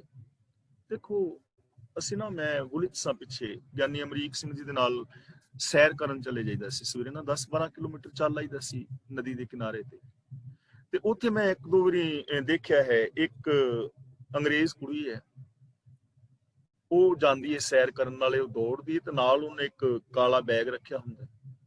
ਤਾਂ ਜਿਹੜੇ ਲੋਕਾਂ ਨੇ ਕੋਕ ਵਗੈਰਾ ਪੀ ਕੇ ਡੱਬੇ ਜਾਂ ਦੂਜੇ ਸੁੱਟੇ ਨੇ, ਉਹ ਚੁੱਕ ਚੁੱਕ ਕੇ ਨਾਲ ਉਹਦੇ ਵਿੱਚ ਪਾਈ ਜਾਂਦੀ, ਨਾਲੇ ਸੈਰ ਕਰ ਰਹੀ, ਨਾਲ ਰੇਸ ਵੀ ਲਾ ਰਹੀ ਹੈ ਨਾਲ। ਉਹ ਹੈ ਨਾ ਭਲਾ ਕੰਮ ਅਸੀਂ ਕਰ ਸਕਦੇ ਹਾਂ। ਸੈਰ ਕਰਨ ਚਲੇ ਜਾਓ, ਨਾਲ ਕਾਲਾ ਬੈਗ ਫੜ ਲਓ। ਜੇ ਥੋੜੀ ਗੰਦਗੀ ਖਿਲ ਰਹੀ ਕਿ ਸੜਕ ਤੇ ਚੁੱਕ ਦਿਓ ਉਹਨੂੰ। ਯਾਨੀ ਅਸੀਂ ਕਰ ਸਕਦੇ ਹਾਂ ਨਾ। ਤੇ ਇੱਕ ਦਿਨ ਪਿੱਛੇ ਉਹ ਦੂਜੇ ਵੀਰ ਜੀ, ਮੈਨੂੰ ਨਾਮ ਉਹਨਾਂ ਦਾ ਸੌਰੀ ਭੁੱਲ ਗਿਆ, ਤੇ ਉਹਨਾਂ ਨੇ ਕਲਾਸ ਦੇ ਵਿੱਚ ਵੀ ਕਿਹਾ ਸੀ ਕਿ ਮੇਰੀ ਸੋਚ ਦੇ ਵਿੱਚ ਕਾਫੀ ਬਦਲਾਵ ਆਇਆ ਹੈ ਔਰ ਕੁਛ ਕਰਨ ਵਾਸਤੇ ਜੀ ਕਰਦਾ ਹੈ। ਤਾਂ ਮੇਰੇ ਖਿਆਲ ਸਿੰਘ ਸਭਾ ਗੁਰਦੁਆਰੇ ਵਿੱਚੋਂ ਸ਼ਾਇਦ ਮੈਂਬਰ ਵੀ ਨੇ ਜਾਂ ਨਹੀਂ, ਜਾਂ ਵੈਸੇ ਗੁਰਦੁਆਰਾ ਸਾਹਿਬ ਤੋਂ ਜਾਂਦੇ ਨੇ। ਸੌਰੀ, ਮੈਨੂੰ ਨਾਮ ਵਰਿੰਦਰ ਸਿੰਘ ਜੱਸਲ ਤਾਂ ਨਹੀਂ ਜੀ? ਹਾਂਜੀ ਹਾਂਜੀ, ਜੱਸਲ ਸਾਹਿਬ। ਤੇ ਉਹਨਾਂ ਨੇ ਬਣਾਇਆ ਪ੍ਰੋਗਰਾਮ ਕਿ ਉਹ ਜਿਹੜੇ ਉਹ ਆਪਣੇ ਰੁੱਖ ਦਰਖਤ ਜੇ ਨੇ ਸੜਕ ਦੇ ਉੱਤੇ, ਜਿਹੜੀਆਂ ਟਹਿਣੀਆਂ ਵਧੀਆਂ ਹੁੰਦੀਆਂ ਨੇ, ਉਹਨਾਂ ਨੂੰ ਉਹ ਕੱਟ ਕੇ ਨਾਲ ਦੇ ਨਾਲ ਉਹ ਪਾ ਕੇ ਉਹਨਾਂ ਨੂੰ ਤੇ ਪਾਸੇ ਕਰਦੇ ਜਾਂਦੇ ਨੇ। ਦੇਖੋ, ਨਾਲੇ ਸੈਰ ਕਰ ਰਹੇ ਨੇ, ਨਾਲੇ ਉਹ ਕਰ ਰਹੇ ਨੇ। ਤਾਂ ਕਹਿਣ ਤੋਂ ਭਾਵ ਕਿ ਅਸੀਂ ਕਰ ਸਕਦੇ ਹਾਂ ਨਾ ਕੁਛ ਵੀ ਐਸਾ। ਆਪਣੇ ਸੱਜਣਾ ਮਿੱਤਰਾਂ ਕੋਲ ਚਲੇ ਜਾਓ, ਕਿਸੇ ਦਾ ਕੋਈ ਦੁੱਖ ਸੁਣ ਲਓ, ਕਿਸੇ ਨੂੰ ਕੋਈ ਚੰਗੀ ਸਲਾਹ ਦੇ ਦਿਓ। ਤਾਂ ਐਵੇਂ ਚਰਨ ਚਲੋ ਮਾਰਗ ਗੋਬਿੰਦ ਦਾ ਮਤਲਬ ਭਲੇ ਪਾਸੇ ਪੈਰ ਪੁੱਟੋ, ਮਾੜੇ ਪਾਸੇ ਨਾ। ਮਿਟਹਿ ਪਾਪ ਜਪੀਏ ਹਰ ਬਿੰਦ, ਬਿੰਦ ਦਾ ਮਤਲਬ ਥੋੜੇ ਸਮੇਂ ਲਈ। ਜੇ ਰੱਬ ਨੂੰ ਜਪੀਏ, ਜਪੀਏ ਦਾ ਮਤਲਬ ਜਾਣੀਏ, ਵੇਖੀਏ, ਸਮਝੀਏ, ਅਨੁਭਵ ਕਰੀਏ, ਤਾਂ ਜ਼ਿੰਦਗੀ ਚੋਂ ਪਾਪ ਮਿਟ ਜਾਣਗੇ। ਜ਼ਿੰਦਗੀ ਚੋਂ ਪਾਪ ਮਿਟ ਜਾਣਗੇ। ਜਪਣ ਦਾ ਮਤਲਬ ਹੁੰਦਾ ਹੈ ਜਾਣਨਾ। ਜੇ ਅਸੀਂ ਬਿੰਦ ਮਾਤਰ ਸਮੇਂ ਵਾਸਤੇ ਵੀ ਰੱਬ ਨੂੰ ਜਾਣ ਲਵੀਏ, ਸੱਚ ਨੂੰ ਜਾਣ ਲਵੀਏ, ਸੱਚ ਨੂੰ ਵਸਾ ਲਵੀਏ, ਤਾਂ ਪਾਪ ਮਿਟ ਜਾਣਗੇ। ਔਰ ਇਹ ਹਕੀਕਤ ਹੈ, ਕਿਉਂਕਿ ਪਾਪ ਹੈ ਹੀ ਉੱਥੇ ਨੇ ਜਿੱਥੇ ਸੱਚ ਨਹੀਂ, ਜਿੱਥੇ ਗੁਣ ਨਹੀਂ ਉੱਥੇ ਔਗੁਣ ਨਹੀਂ, ਉੱਥੇ ਪਾਪ ਨੇ। ਜਿੱਥੇ ਰੱਬ ਨਹੀਂ ਉੱਥੇ ਅਪਰਾਧ ਨੇ, ਕਿਉਂਕਿ ਜਿੱਥੇ ਰੱਬ ਨਹੀਂ ਉੱਥੇ ਰੱਬ ਦੇ ਗੁਣ ਵੀ ਨਹੀਂ ਹੋਣਗੇ। ਪਰਮੇਸ਼ਰ ਤੇ ਭੁੱਲਿਆ ਵਿਆਪਨ ਸਭੇ ਰੋਗ। ਜਦੋਂ ਰੱਬੀ ਗੁਣਾਂ ਨੂੰ ਭੁੱਲ ਜਾਓਗੇ ਤੇ ਸਾਰੇ ਰੋਗ ਆਣ ਕੇ ਘੇਰ ਲੈਣਗੇ। ਤਾਂ ਗੁਰੂ ਜੀ ਕਹਿੰਦੇ ਨੇ, ਰੱਬ ਨੂੰ ਜਾਣ, ਰੱਬ ਨੂੰ ਸਮਝ, ਉਹਦੇ ਗੁਣਾਂ ਨੂੰ ਆਪਣੇ ਹਿਰਦੇ ਵਿੱਚ ਵਸਾ, ਤੇਰੀ ਜ਼ਿੰਦਗੀ ਚੋਂ ਪਾਪ ਮਿਟ ਜਾਣਗੇ। ਤਾਂ ਦੇਖੋ, ਜੇ ਅਸੀਂ ਚਾਹੁੰਦੇ ਹਾਂ ਸਾਡਾ ਆਪਣਾ ਜੀਵਨ, ਫੈਮਿਲੀ, ਸਾਡੀ ਲਾਈਫ ਜਾਂ ਇਹ ਸੰਸਾਰ ਪਾਪਾਂ ਤੋਂ ਮੁਕਤ ਹੋਏ, ਪਾਪਾਂ ਤੋਂ ਰਹਿਤ ਸਮਾਜ ਦੀ ਸਿਰਜਣਾ ਕੀਤੀ ਜਾਏ, ਜੋ ਗੁਰੂ ਜੀ ਦਾ ਸੁਪਨਾ ਹੈ, ਬੇਗਮ ਪੁਰਾ ਸ਼ਹਿਰ ਕੋ ਨਾਉ, ਕਿ ਗਮਾਂ ਤੋਂ ਰਹਿਤ ਜ਼ਿੰਦਗੀ ਹੋਵੇ, ਸੁਹਾਵਣਾ ਸੰਸਾਰ ਹੋਵੇ ਤਾਂ ਇਹ ਜੀਵਨ ਸਫਲ ਹੋ ਸਕਦਾ ਹੈ। ਅੱਜ ਕਿਸੇ ਨੇ 2 ਲਾਈਨਾਂ ਬਹੁਤ ਵਧੀਆ ਲਿਖੀਆਂ ਸੀ, ਮੇਰੇ ਖਿਆਲ ਦੇ ਵਿੱਚ, ਜੇ ਮੈਂ ਨਹੀਂ ਭੁੱਲਦਾ ਤੇ ਸ਼ਾਇਦ ਉਮੀਦ ਕੌਰ ਭੈਣ ਨੇ ਆਪਣੇ ਸਟੇਟਸ ਵਿੱਚ ਪਾਈਆਂ ਸੀ। ਉਹਨਾਂ ਨੇ ਬੜਾ ਵਧੀਆ ਲਿਖਿਆ ਹੈ ਕਿ ਸਾਨੂੰ ਇਹੋ ਜਿਹੇ ਚਮਚਮਾਹਟ ਕਰਦੇ ਲਾਈਟਾਂ ਦੇ ਨਾਲ ਭਰੇ ਹੋਏ ਹਾਈਵੇਜ਼ ਨਹੀਂ ਚਾਹੀਦੇ, ਸਾਨੂੰ ਐਸੀਆਂ ਗਲੀਆਂ ਚਾਹੀਦੀਆਂ ਨੇ ਜਿੱਥੇ ਧੀਆਂ ਭੈਣਾਂ ਬੜੀ ਆਜ਼ਾਦੀ ਦੇ ਨਾਲ, ਇੱਜ਼ਤ ਦੇ ਨਾਲ ਘੁੰਮ ਸਕਣ। ਕੀ ਕਰਨਾ ਹੈ ਉਹਨਾਂ ਹਾਈਵੇਜ਼ ਦਾ? ਜਿੱਥੇ ਕੋਈ ਬੱਚੀ ਕਿਸੇ ਗਲੀ ਦੇ ਅੰਦਰ ਸੁਰੱਖਿਅਤ ਨਹੀਂ ਹੈ, ਸਾਨੂੰ ਉਹ ਗਲੀਆਂ ਚਾਹੀਦੀਆਂ ਨੇ। ਸਾਨੂੰ ਐਸੇ ਰੋਡ ਚਾਹੀਦੇ ਨੇ ਜਿੱਥੇ ਸਾਡੀਆਂ ਨੌਜਵਾਨ ਧੀਆਂ ਭੈਣਾਂ ਇੱਜ਼ਤ ਦੇ ਨਾਲ ਘੁੰਮ ਸਕਣ, ਉਹਨਾਂ ਵੱਲ ਕੋਈ ਮਾੜੀ ਨਜ਼ਰ ਦੇ ਨਾਲ ਨਾ ਦੇਖੇ। ਤੇ ਜੇ ਅਸੀਂ ਐਸਾ ਨਹੀਂ ਕਰ ਸਕੇ ਤਾਂ ਫਿਰ ਕਿੱਧਰ ਗਿਆ ਸਾਡਾ ਧਰਮ? ਸਾਡਾ ਧਰਮ ਦਾ ਮਤਲਬ ਕੱਲਾ ਸਾਡਾ ਧਰਮ ਨਹੀਂ, ਟੋਟਲ ਦੁਨੀਆ ਦੇ ਹਿੰਦੂ, ਮੁਸਲਮਾਨ, ਸਿੱਖ, ਈਸਾਈ ਜਿੰਨੇ ਵੀ ਧਾਰਮਿਕ ਲੋਕ ਨੇ, ਕਿੱਧਰ ਗਿਆ ਧਰਮ? ਕਿੱਧਰ ਗਈ ਇਨਸਾਨੀਅਤ? ਇਸ ਬਾਹਰ ਦੀ ਚਮਚਮਾਹਟ ਨੂੰ, ਬਾਹਰ ਦੀ ਲਾਈਟ ਨੂੰ ਕੀ ਕਰਨਾ ਹੈ? ਜਿੱਥੇ ਅੱਜ ਜਿਸ ਗੱਲ ਤੁਸੀਂ ਕਲਾਸ ਸ਼ੁਰੂ ਹੋਣ ਤੋਂ ਪਹਿਲਾਂ ਕਰ ਰਹੇ ਸੀ ਨਾ, ਬੱਚੀ ਦੇ ਨਾਲ ਜੋ ਕੁਝ ਵੀ ਵਾਪਰਿਆ ਹੈ, ਤਾਂ ਇਹੋ ਜਿਹੇ ਹਾਈਵੇ, ਇੰਨੀਆਂ ਲਾਈਟਾਂ, ਇੰਨੇ ਚਾਨਣ, ਇੰਨੇ ਧਰਮ ਸਥਾਨ, ਲੇਕਿਨ ਬੱਚੀਆਂ ਦੇ ਨਾਲ ਐਸਾ ਕੁਝ ਹੋਵੇ ਤਾਂ ਫਿਰ ਇਹ ਠੀਕ ਨਹੀਂ ਹੈ ਨਾ। ਗੁਰੂ ਜੀ ਇੱਕ ਐਸੇ ਸੰਸਾਰ ਦੀ ਰਚਨਾ ਕਰਨਾ ਚਾਹੁੰਦੇ ਨੇ, ਐਸੇ ਸਮਾਜ ਦੀ ਸਿਰਜਣਾ ਜਿੱਥੇ ਹਰ ਬੰਦਾ ਖੁਦ ਮੁਖਤਿਆਰ ਹੋਵੇ, ਜਿੱਥੇ ਇਨਸਾਨੀਅਤ ਹੋਵੇ, ਜਿੱਥੇ ਪਾਪ ਨਾ ਹੋਣ, ਜਿੱਥੇ ਅਪਰਾਧ ਨਾ ਹੋਣ, ਜਿੱਥੇ ਹਰ ਇੱਕ ਦੀ ਭਾਵਨਾ ਦਾ, ਚੰਗੀ ਦਾ ਕਦਰ ਕੀਤਾ ਜਾਏ। ਗੁਰੂ ਜੀ ਕਹਿੰਦੇ ਨੇ ਰੱਬ ਨੂੰ ਜਾਣੋ, ਸਮਝੋ, ਉਹਦੇ ਗੁਣਾਂ ਨੂੰ ਹਿਰਦੇ ਵਿੱਚ ਵਸਾਓ, ਬਿੰਦ ਮਾਤਰ ਵਾਸਤੇ ਵੀ ਤੁਹਾਡੀ ਜ਼ਿੰਦਗੀ ਚੋਂ ਪਾਪ ਖਤਮ ਹੋ ਜਾਣਗੇ। ਕਰ ਹਰ ਕਰਮ ਸ਼ਰਵਨ ਹਰ ਕਥਾ। ਸ਼ਰਵਨ ਦੇ ਨੰਨੇ ਨਾਲ ਕੰਨਾ ਹੈ, ਜਿਸ ਦਾ ਮਤਲਬ ਕੰਨਾਂ ਦੇ ਨਾਲ। ਕਰ ਹਰ ਕਰਮ, ਕਰ ਦਾ ਮਤਲਬ ਹੱਥ, ਹੱਥਾਂ ਨਾਲ ਕੰਮ ਕਰ। ਕਿਹੜੇ ਕੰਮ? ਰੱਬ ਵਾਲੇ ਕੰਮ। ਹੱਥਾਂ ਨਾਲ ਪ੍ਰਭੂ ਦੇ ਰਾਹ ਦੇ ਕੰਮ ਕਰ, ਉਹ ਕੰਮ ਜਿਹੜੇ ਰੱਬ ਨੂੰ ਮਨਜ਼ੂਰ ਨੇ, ਹੱਥਾਂ ਨਾਲ ਉਹ ਕੰਮ ਕਰ। ਹੱਥਾਂ ਨਾਲ ਸ਼ਰਾਬ ਦੇ ਪਿਆਲੇ ਭਰ ਭਰ ਕੇ ਨਾ ਪੀ, ਹੱਥਾਂ ਦੇ ਨਾਲ ਨਸ਼ੇ ਨਾ ਵਰਤ, ਇਹਨਾਂ ਹੱਥਾਂ ਨਾਲ ਰਿਸ਼ਵਤ ਨਾ ਲੈ, ਇਹਨਾਂ ਹੱਥਾਂ ਦੇ ਨਾਲ ਮਾੜੇ ਕਰਮ ਨਾ ਕਰ, ਇਹਨਾਂ ਹੱਥਾਂ ਨਾਲ ਕਤਲ ਨਾ ਕਰ, ਬੇਗਾਨੇ ਹੱਕ ਨਾ ਖਾ। ਇਹ ਹੱਥ ਸ਼ਰਾਬ ਦੀ ਬੋਤਲ ਵੱਲ ਵਧਾਉਣ ਦੀ ਬਜਾਏ ਪੰਜਾਂ ਪਿਆਰਿਆਂ ਅੱਗੇ ਕਰਕੇ ਅੰਮ੍ਰਿਤ ਪਾਨ ਕਰ ਲੈ। ਇਹ ਹੱਥ ਕਿਸੇ ਦੇ ਬੇਗਾਨੇ ਹੱਕ ਖਾਣ ਦੀ ਬਜਾਏ ਕਿਸੇ ਦਾ ਥੋੜਾ ਸਹਿਯੋਗ ਕਰ ਦੇ। 2 ਨੰਬਰ ਦੇ ਧੰਦੇ ਕਰਨ ਦੀ ਬਜਾਏ ਇਹਨਾਂ ਨਾਲ ਸੱਚੀ ਸੁੱਚੀ ਕਿਰਤ ਕਰ। ਕਰ ਹਰ ਕਰਮ ਸ਼ਰਵਨ ਹਰ ਕਥਾ, ਤੇ ਕੰਨਾਂ ਦੇ ਨਾਲ ਰੱਬ ਦੀ ਕਥਾ ਸੁਣ। ਕਥਾ ਦਾ ਮਤਲਬ ਰੱਬ ਦੀ ਸਿਫਤ ਸਲਾਹ, ਰੱਬ ਦੀਆਂ ਗੱਲਾਂ। ਹੁਣ ਜ਼ਰੂਰੀ ਨਹੀਂ ਕਿ ਕਥਾ ਜੋ ਮੈਂ ਕਰ ਰਿਹਾ ਇਹੀ ਕਥਾ ਹੈ। ਕਥਾ ਦਾ ਮਤਲਬ ਸਿਫਤ ਸਲਾਹ। ਕੰਨਾਂ ਦੇ ਨਾਲ ਸਿਫਤ ਸਲਾਹ ਦੀਆਂ ਗੱਲਾਂ ਸੁਣ, ਗੁਣਾਂ ਦੀ ਗੱਲ ਸੁਣ। ਜਦੋਂ ਵੀ ਕੋਈ ਨਿੰਦਾ, ਚੁਗਲੀ, ਨੈਗੇਟਿਵ ਬੋਲ ਬੋਲੇ ਤਾਂ ਨਾ ਸੁਣੋ, ਮਨਾ ਕਰ ਦੋ ਬੜੇ ਪਿਆਰ ਦੇ ਨਾਲ ਕਿ ਵੀਰ ਆਪਣਾ ਟਾਈਮ ਵੀ ਬਰਬਾਦ ਕਿਉਂ ਕਰਨਾ ਹੈ, ਮੇਰਾ ਟਾਈਮ ਵੀ ਬਰਬਾਦ ਕਰੇਗਾ, ਇਹਨਾਂ ਚੀਜ਼ਾਂ ਦਾ ਕੋਈ ਲਾਭ ਤੇ ਹੈ ਨਹੀਂ। ਜਿਹਦੀ ਤੂੰ ਬਦਖੋਈ ਕਰੇਗਾ, ਮੇਰੇ ਮਨ ਵਿੱਚ ਵੀ ਉਹਦੀ ਗਲਤ ਇਮੇਜ ਬਣੇਗੀ, ਤੇਰੇ ਮਨ ਵਿੱਚ ਵੀ ਬਣੀ ਉਹ ਇਮੇਜ ਹੋਰ ਪੱਕੀ ਹੋਏਗੀ ਤੇ ਨਫ਼ਰਤ ਹੋਏਗੀ। ਇਹਦੀ ਬਜਾਏ ਮੈਨੂੰ ਕੋਈ ਚੰਗਾ ਬੰਦਾ ਦੱਸ ਜਿਹੜਾ ਚੰਗੇ ਕੰਮ ਕਰਦਾ ਹੈ, ਮੈਂ ਉਹਦੇ ਨਾਲ ਸੰਗਤ ਕਰਾਂ। ਮੇਰੇ ਭਲੇ ਵਾਸਤੇ, ਕੋਈ ਸਮਾਜ ਦੇ ਭਲੇ ਵਾਸਤੇ ਗੱਲ ਕਰ। ਇਸ ਦੁਨੀਆ ਵਿੱਚ ਚੰਗੇ ਲੋਕ ਵੀ ਤੇ ਹੈ ਨੇ, ਉਹਨਾਂ ਦੀ ਗੱਲ ਕਰ, ਰੱਬ ਦੀ ਗੱਲ ਕਰ, ਰੱਬ ਦੇ ਹੁਕਮ ਦੀ ਗੱਲ ਕਰ, ਰੱਬੀ ਗੁਣਾਂ ਦੀ ਗੱਲ ਕਰ। ਤਾਂ ਗੁਰੂ ਜੀ ਕਹਿੰਦੇ ਨੇ ਕੰਨਾਂ ਦੇ ਨਾਲ ਰੱਬ ਦੀ ਸਿਫਤ ਸਲਾਹ ਸੁਣੋ, ਪੋਜ਼ਿਟਿਵ ਬੋਲ ਸੁਣੋ। ਫਿਰ ਕੀ ਹੋਏਗਾ? ਹਰ ਦਰਗਾਹ ਨਾਨਕ ਉਜਲ ਮੱਥਾ। ਮੱਥਾ ਦਾ ਮਤਲਬ ਮੂੰਹ। ਐਵੇਂ ਰੱਬ ਦੀ ਦਰਗਾਹ ਦੇ ਅੰਦਰ ਤੇਰਾ ਮੱਥਾ ਰੋਸ਼ਨ ਹੋਏਗਾ, ਮਤਲਬ ਉਜਵਲ ਹੋਏਗਾ। ਤੈਨੂੰ ਨਮੋਸ਼ੀ ਦਾ ਮੂੰਹ ਨਹੀਂ ਵੇਖਣਾ ਪਵੇਗਾ, ਤੈਨੂੰ ਮਾਨ ਮਿਲੇਗਾ, ਤੈਨੂੰ ਸਤਿਕਾਰ ਮਿਲੇਗਾ। ਤੇ ਰੱਬ ਦੀ ਦਰਗਾਹ, ਆ ਸਾਰਾ ਸੰਸਾਰ ਰੱਬ ਦੀ ਦਰਗਾਹ ਹੀ ਹੈ। ਇਸ ਦੁਨੀਆ ਦੇ ਅੰਦਰ ਰੱਬੀ ਕਾਨੂੰਨ ਹੈ, ਯਾਨੀ ਕੁਦਰਤ ਦੇ ਨਿਯਮ ਨੇ, ਲਾ ਆਫ ਨੇਚਰ ਹੈ, ਰੱਬ ਦੀ ਰਜ਼ਾ ਹੈ, ਰੱਬ ਦਾ ਭਾਣਾ ਹੈ, ਰੱਬ ਦਾ ਹੁਕਮ ਹੈ, ਜਿਹਦੇ ਅੰਦਰ ਸਾਰਾ ਸੰਸਾਰ ਚੱਲ ਰਿਹਾ ਹੈ। ਤੇ ਇਸ ਨਿਆਂ ਦੇ ਅੰਦਰ, ਨਿਯਮ ਦੇ ਅੰਦਰ ਮੁੱਖ ਉਜਵਲ ਉਹਦਾ ਹੀ ਹੋਏਗਾ ਜੋ ਚੰਗੇ ਗੁਣ ਕਰੇਗਾ, ਚੰਗੇ ਕਰਮ ਕਰੇਗਾ। ਨਹੀਂ ਤਾਂ ਅਸੀਂ ਆਪਣੇ ਬੱਚਿਆਂ ਨੂੰ ਵੀ ਕਹਿ ਦਿੰਦੇ ਆ ਕਿ ਕਾਕਾ ਇਹਦੇ ਨਾਲੋਂ ਤੂੰ ਜੰਮਦਾ ਹੀ ਮਰ ਜਾਂਦਾ ਤੇ ਚੰਗਾ ਸੀ। ਬਹੁਤ ਵਾਰੀ ਆਪਣੇ ਬੱਚਿਆਂ ਵਾਸਤੇ ਲੋਕਾਂ ਨੇ ਅਖਬਾਰਾਂ ਵਿੱਚ ਦਿੱਤਾ ਹੁੰਦਾ ਹੈ ਕਿ ਫਲਾਂ ਮੇਰਾ ਬੱਚਾ ਮੇਰੇ ਹੁਕਮ ਤੋਂ ਬਾਹਰ ਹੈ, ਉਹਦੇ ਨਾਲ ਕੋਈ ਵਿਹਾਰ ਕਰੇਗਾ ਉਹਦਾ ਜ਼ਿੰਮੇਵਾਰ ਖੁਦ ਹੋਏਗਾ। ਮੈਂ ਉਸ ਬੱਚੇ ਨੂੰ ਆਪਣੀ ਚਲ ਔਰ ਅਚਲ ਸੰਪत्ति ਤੋਂ ਬੇਦਖਲ ਕਰਦਾ ਹਾਂ। ਤਾਂ ਇਹ ਕਾਨੂੰਨ ਹੀ ਹੈ ਨਾ, ਕਿਉਂਕਿ ਬੱਚੇ ਨੇ ਕੁਝ ਐਸਾ ਕੀਤਾ ਹੈ ਜਿਸ ਕਰਕੇ ਮਾਂ ਪਿਓ ਨੂੰ ਇਹ ਸਟੇਟਮੈਂਟ ਦੇਣੀ ਪੈ ਗਈ, ਰਿਸ਼ਤੇਦਾਰਾਂ ਨੇ ਇਹ ਸਟੇਟਮੈਂਟ ਦੇਣੀ ਪੈ ਗਈ, ਮੈਂ ਕੁਝ ਗਲਤ ਕੀਤਾ ਹੈ। ਤੇ ਜਿਨ੍ਹਾਂ ਨੂੰ ਇਸ ਦੁਨੀਆ ਵਿੱਚ ਮਾਣ ਮਿਲਦਾ ਹੈ, ਆਦਰ ਮਿਲਦਾ ਹੈ, ਸਤਿਕਾਰ ਮਿਲਦਾ ਹੈ, ਕਿਹਨਾਂ ਨੂੰ ਮਿਲਦਾ ਹੈ? ਜਿਹੜੇ ਚੰਗੇ ਕੰਮ ਕਰਦੇ ਨੇ, ਉਹ ਭਾਵੇਂ ਕੋਈ ਬੇਗਾਨਾ ਵੀ ਹੋਵੇ, ਲੋਕ ਉਹਦਾ ਆਦਰ ਸਤਿਕਾਰ ਕਰਦੇ ਨੇ।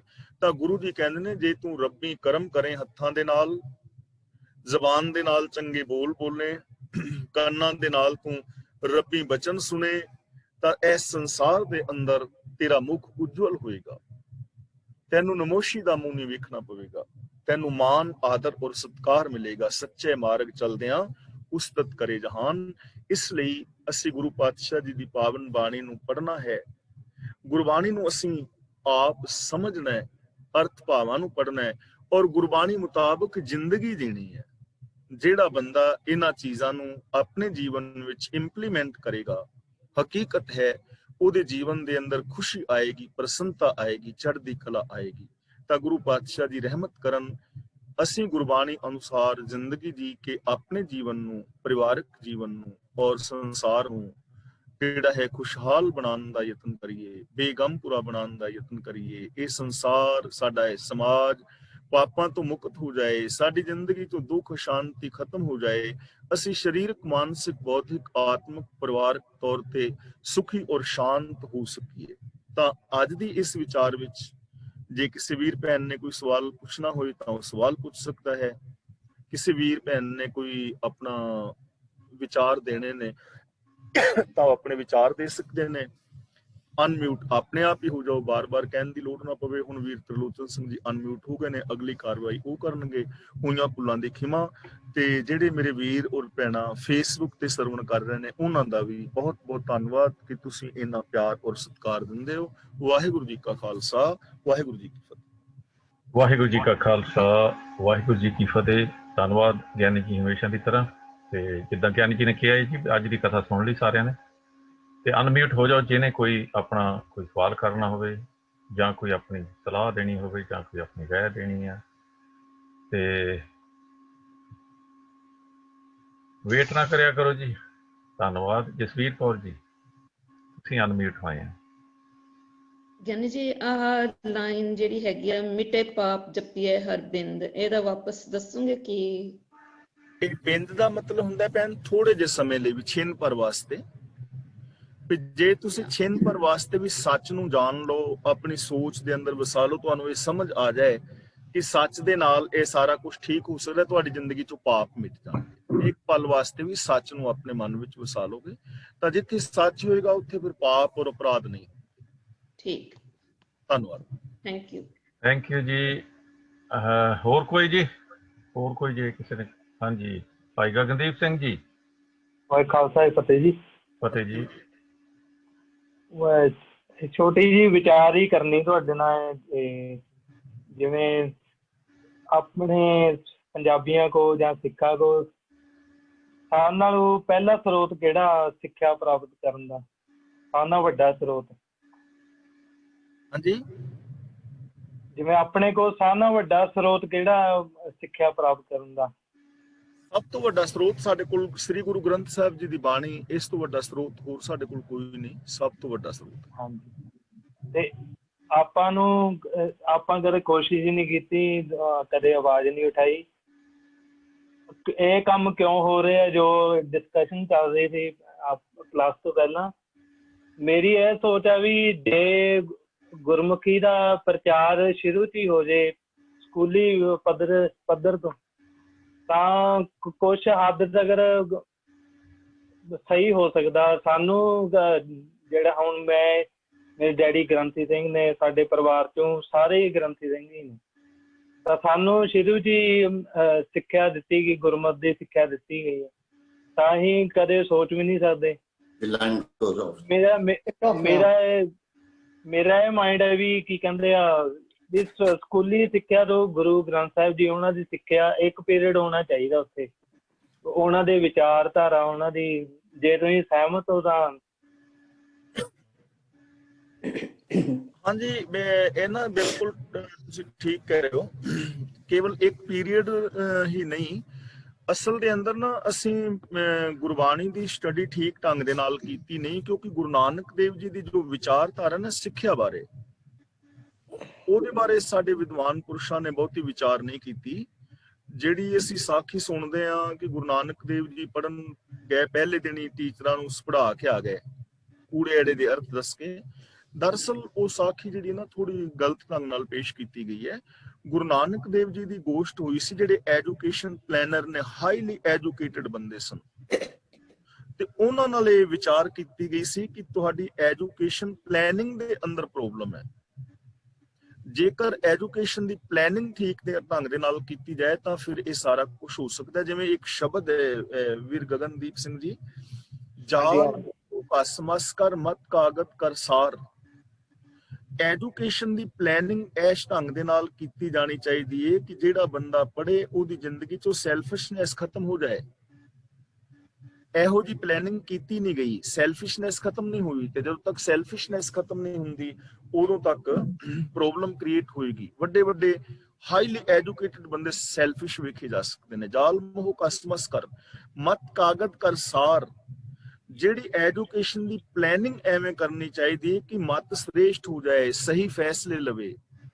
ਅਸੀਂ ਦੇਖਦੇ ਹਾਂ ਕਿ ਹਾਈਲੀ ਐਜੂਕੇਟਡ ਜਿਹੜੇ ਬੰਦੇ ਨੇ ਉਹ ਰਿਸ਼ਵਤ ਲੈ ਰਹੇ ਨੇ, ਉਹ ਸ਼ਰਾਬਾਂ ਪੀ ਰਹੇ ਨੇ, ਜਿੱਤੇ ਲਿਖਿਆ ਹੈ कि शराब सेहत के लिए हानिकारक है।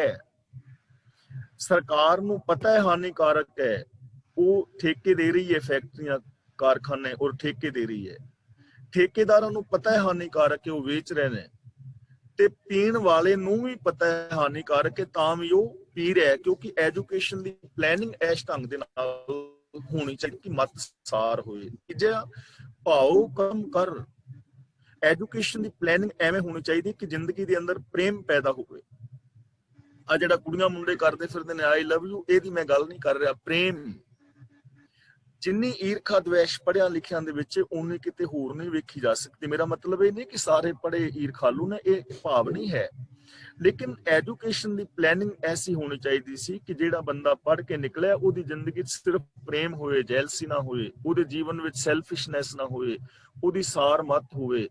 ਭਾਉ ਕਲਮ ਕਰ ਚਿਤ ਲਿਖਾਰੀ, ਗੁਰਪੁਛ ਲਿਖ ਵਿਚਾਰ। ਗੁਰਪੁਛ ਲਿਖ ਵਿਚਾਰ ਦਾ ਮਤਲਬ ਯੂਨੀਵਰਸਲ ਟਰੁੱਥ। ਐਜੂਕੇਸ਼ਨ ਦੀ ਪਲੈਨਿੰਗ ਐਵੇਂ ਹੋਣੀ ਚਾਹੀਦੀ ਹੈ ਕਿ ਬੰਦਾ ਯੂਨੀਵਰਸਲ ਟਰੁੱਥ ਨੂੰ ਆਪਣੀ ਜ਼ਿੰਦਗੀ ਦਾ ਬੇਸ ਬਣਾਏ। ਤਾਂ ਗੁਰੂ ਨਾਨਕ ਦੇਵ ਜੀ ਦਾ ਉਚਾਰਨ ਕੀਤਾ ਹੋਇਆ ਜਿਹੜਾ ਇਹ ਸ਼ਬਦ ਹੈ, ਸਿੱਖਾਂ ਦਾ ਇਹ ਫਰਜ਼ ਬਣਦਾ ਸੀ ਕਿ ਹਰ ਲੈਂਗੁਏਜ ਦੇ ਅੰਦਰ ਇਸ ਸ਼ਬਦ ਦਾ ਅਰਥ ਮੀਨਿੰਗ ਕਰਕੇ ਤੇ ਹਰ ਥਾਂ ਤੇ ਪਹੁੰਚਾਇਆ ਜਾਂਦਾ, ਔਰ ਹਰ ਕਾਲਜ, ਸਕੂਲ, ਯੂਨੀਵਰਸਿਟੀ ਦੇ ਅੰਦਰ ਇਹ ਮੋਟੋ ਬਣਾ ਕੇ ਟੰਗਿਆ ਜਾਂਦਾ, ਤੇ ਇਹਨੂੰ ਪਲਾਨ ਜੇ ਕੀਤਾ ਜਾਂਦਾ ਤਾਂ ਆ ਦੁਨੀਆ ਬਹੁਤ ਕੁਝ ਹੋ ਸਕਦਾ ਸੀ, ਬਹੁਤ ਕੁਝ ਹੋ ਸਕਦਾ ਸੀ। ਇਸ ਲਈ ਜ਼ਰੂਰਤ ਹੈਗੀ ਕਿ ਕੋਈ ਜਿਹੜੀ ਐਜੂਕੇਸ਼ਨ ਦੀ ਪਲੈਨਿੰਗ ਹੈ ਨਾ, ਉਹਦੇ ਅੰਦਰ ਜੋ ਦੋਸ਼ ਨੇ ਉਹਨਾਂ ਨੂੰ ਦੂਰ ਕੀਤਾ ਜਾਵੇ। ਤਾਂ ਤੁਹਾਡੇ ਬਹੁਤ ਚੰਗੇ ਵਿਚਾਰ ਨੇ, ਸ਼ਾਇਦ ਜੋ ਮੈਂ ਆਪ ਦੇ ਨਾਲ ਵਿਚਾਰ ਕੀਤਾ ਹੈ ਆਪ ਨੂੰ ਠੀਕ ਲੱਗੇ ਹੋਣਗੇ। ਮੈਂ ਤੁਹਾਡਾ ਉੱਤਰ ਦੇ ਪਾਇਆ। ਬਹੁਤ ਵਧੀਆ ਜੀ। ਤੇ ਛੋਟੀ ਜੀ ਮੈਂ ਤੁਹਾਨੂੰ ਦੱਸਦਾ, ਮੈਂ ਜਦੋਂ ਲੱਗਾ ਸਿੱਖਣ ਮਿਊਜ਼ਿਕ ਤਾਂ ਉਸਤਾਦ ਜੀ ਮੇਰੇ ਕਹਿੰਦੇ ਵੀ ਚੰਗਾ ਗੁਰੂ ਵੀ ਹੋਣਾ ਚਾਹੀਦਾ ਸਿਖਾਉਣ ਵਾਲਾ, ਜਿਹੜਾ ਉਸਤਾਦ ਹੋਣਾ ਚਾਹੀਦਾ, ਨਹੀਂ ਤਾਂ ਤੁਸੀਂ, ਉਹ ਕਹਿੰਦੇ ਵੀ ਜਾ ਕੇ ਗੁਰਦੁਆਰਾ ਸਾਹਿਬ ਨਾ, ਮੈਂ ਤੇ ਕਹਿੰਦੇ ਜਿੱਥੇ ਜੋੜਿਆਂ ਦੀ ਸੇਵਾ ਹੁੰਦੀ ਉੱਥੇ ਜੋੜਿਆਂ ਦੀ ਸੇਵਾ ਕਰਿਆ ਕਰ ਜਾ ਕੇ, ਰੋਜ਼ ਜਾਣਾ। ਤੇ ਉਹਨਾਂ ਨੇ ਮੈਨੂੰ ਨਿਤਨੇਮ ਤੇ ਲਾਇਆ। ਤੇ ਏਦਾਂ ਲਈ ਜੇ ਕੋਈ ਸਿੱਖਿਆ ਦੇਵੇ ਤਾਂ ਕਿੰਨਾ ਵਧੀਆ ਹੋਊਗਾ, ਪਰ ਸਾਨੂੰ ਟੀਚ ਹੀ ਨਹੀਂ ਕਰਦੇ ਸਕੂਲ। ਉਹ ਸਿਰਫ ਹੋਰ ਹੀ ਉਹ ਚੀਜ਼ਾਂ ਕੰਮ ਆਉਂਦੀਆਂ ਨਹੀਂ, ਮੇਰੇ ਖਿਆਲ ਬਹੁਤ ਘੱਟ ਕੰਮ ਆਉਂਦੀਆਂ ਜੋ ਸਿਖਾਉਂਦੇ ਆ। ਤੇ ਏਦਾਂ ਗੁਰਮਤਿ ਦੀ ਸਿੱਖਿਆ, ਐਸਾ ਨਹੀਂ ਕਿ ਸਕੂਲ ਦੀਆਂ ਚੀਜ਼ਾਂ ਕੰਮ ਨਹੀਂ ਆਉਂਦੀਆਂ। ਸਾਡੀ ਜਿਹੜੀ ਆਉਂਦੀਆਂ ਚੱਲਦੀ ਹੈ ਕਿ ਜੋ ਕੁਝ ਸਾਨੂੰ ਸਕੂਲਾਂ ਦੇ ਵਿੱਚੋਂ ਪੜ੍ਹਾਇਆ ਗਿਆ ਉਹਦੇ ਬੇਸ ਦੇ ਉੱਤੇ ਚੱਲ ਰਹੀ ਹੈ। ਜਿੰਨੀਆਂ ਮੈਂ ਡਾਕਟਰ, ਇੰਜੀਨੀਅਰ, ਵਿਗਿਆਨਿਕ, ਮਨੋਵਿਗਿਆਨਿਕ, ਮਨੋਚਿਕਿਤਸਕ ਨੇ, ਸਾਰਾ ਕੁਝ ਸਕੂਲਾਂ ਦੇ ਵਿੱਚੋਂ ਪੜ੍ਹਾਇਆ ਗਿਆ। ਸਿਰਫ ਜ਼ਰੂਰਤ ਹੈਗੀ ਹੈ ਕਿ ਜਿਹੜੀ ਆ ਮੋਰਲ ਐਜੂਕੇਸ਼ਨ ਇਸ ਪਾਸੇ ਧਿਆਨ ਦਿੱਤਾ ਜਾਵੇ, ਗੁਰਬਾਣੀ ਅਨੁਸਾਰ ਸਚਿਆਰ ਹੋਣ ਨੂੰ ਜਿਹੜਾ ਨਾ ਪ੍ਰਮੋਟ ਕੀਤਾ ਜਾਏ ਕਿ ਸਚਿਆਰ ਹੋਣਾ। ਸਾਰਿਆਂ ਦਾ ਬਹੁਤ ਬਹੁਤ ਧੰਨਵਾਦ ਜੀ। ਤੇ ਆਪਾਂ ਇੱਥੇ ਸਮਾਪਤੀ ਕਰਦੇ ਹਾਂ, ਹੋਰ ਤਾਂ ਕੋਈ ਅਨਮਿਊਟ ਨਹੀਂ ਸੀਗਾ ਜੀ, ਤੇ ਇੱਥੇ ਸਮਾਪਤੀ ਕਰਦੇ ਹਾਂ ਜੀ। ਆਪਾਂ ਕੱਲ ਨੂੰ ਫੇਰ ਮੁੜ ਕੇ ਆਵਾਂਗੇ ਜੀ। ਕੱਲ ਫਰਾਈਡੇ ਆ ਤੇ ਆਪਾਂ 1 ਵਜੇ ਇੱਥੇ ਦੇ ਇੰਗਲੈਂਡ ਦੇ ਟਾਈਮ ਦੇ ਮੁਤਾਬਕ ਮੁੜ ਕੇ ਆਵਾਂਗੇ ਜੀ। ਉੱਤੇ ਛੁੱਟੀਆਂ ਲਈਏ। ਬੁਲਾਓ ਫਤਿਹ। ਵਾਹਿਗੁਰੂ ਜੀ ਕਾ ਖਾਲਸਾ ਖਾਲਸਾ ਖਾਲਸਾ ਵਾਹਿਗੁਰੂ ਵਾਹਿਗੁਰੂ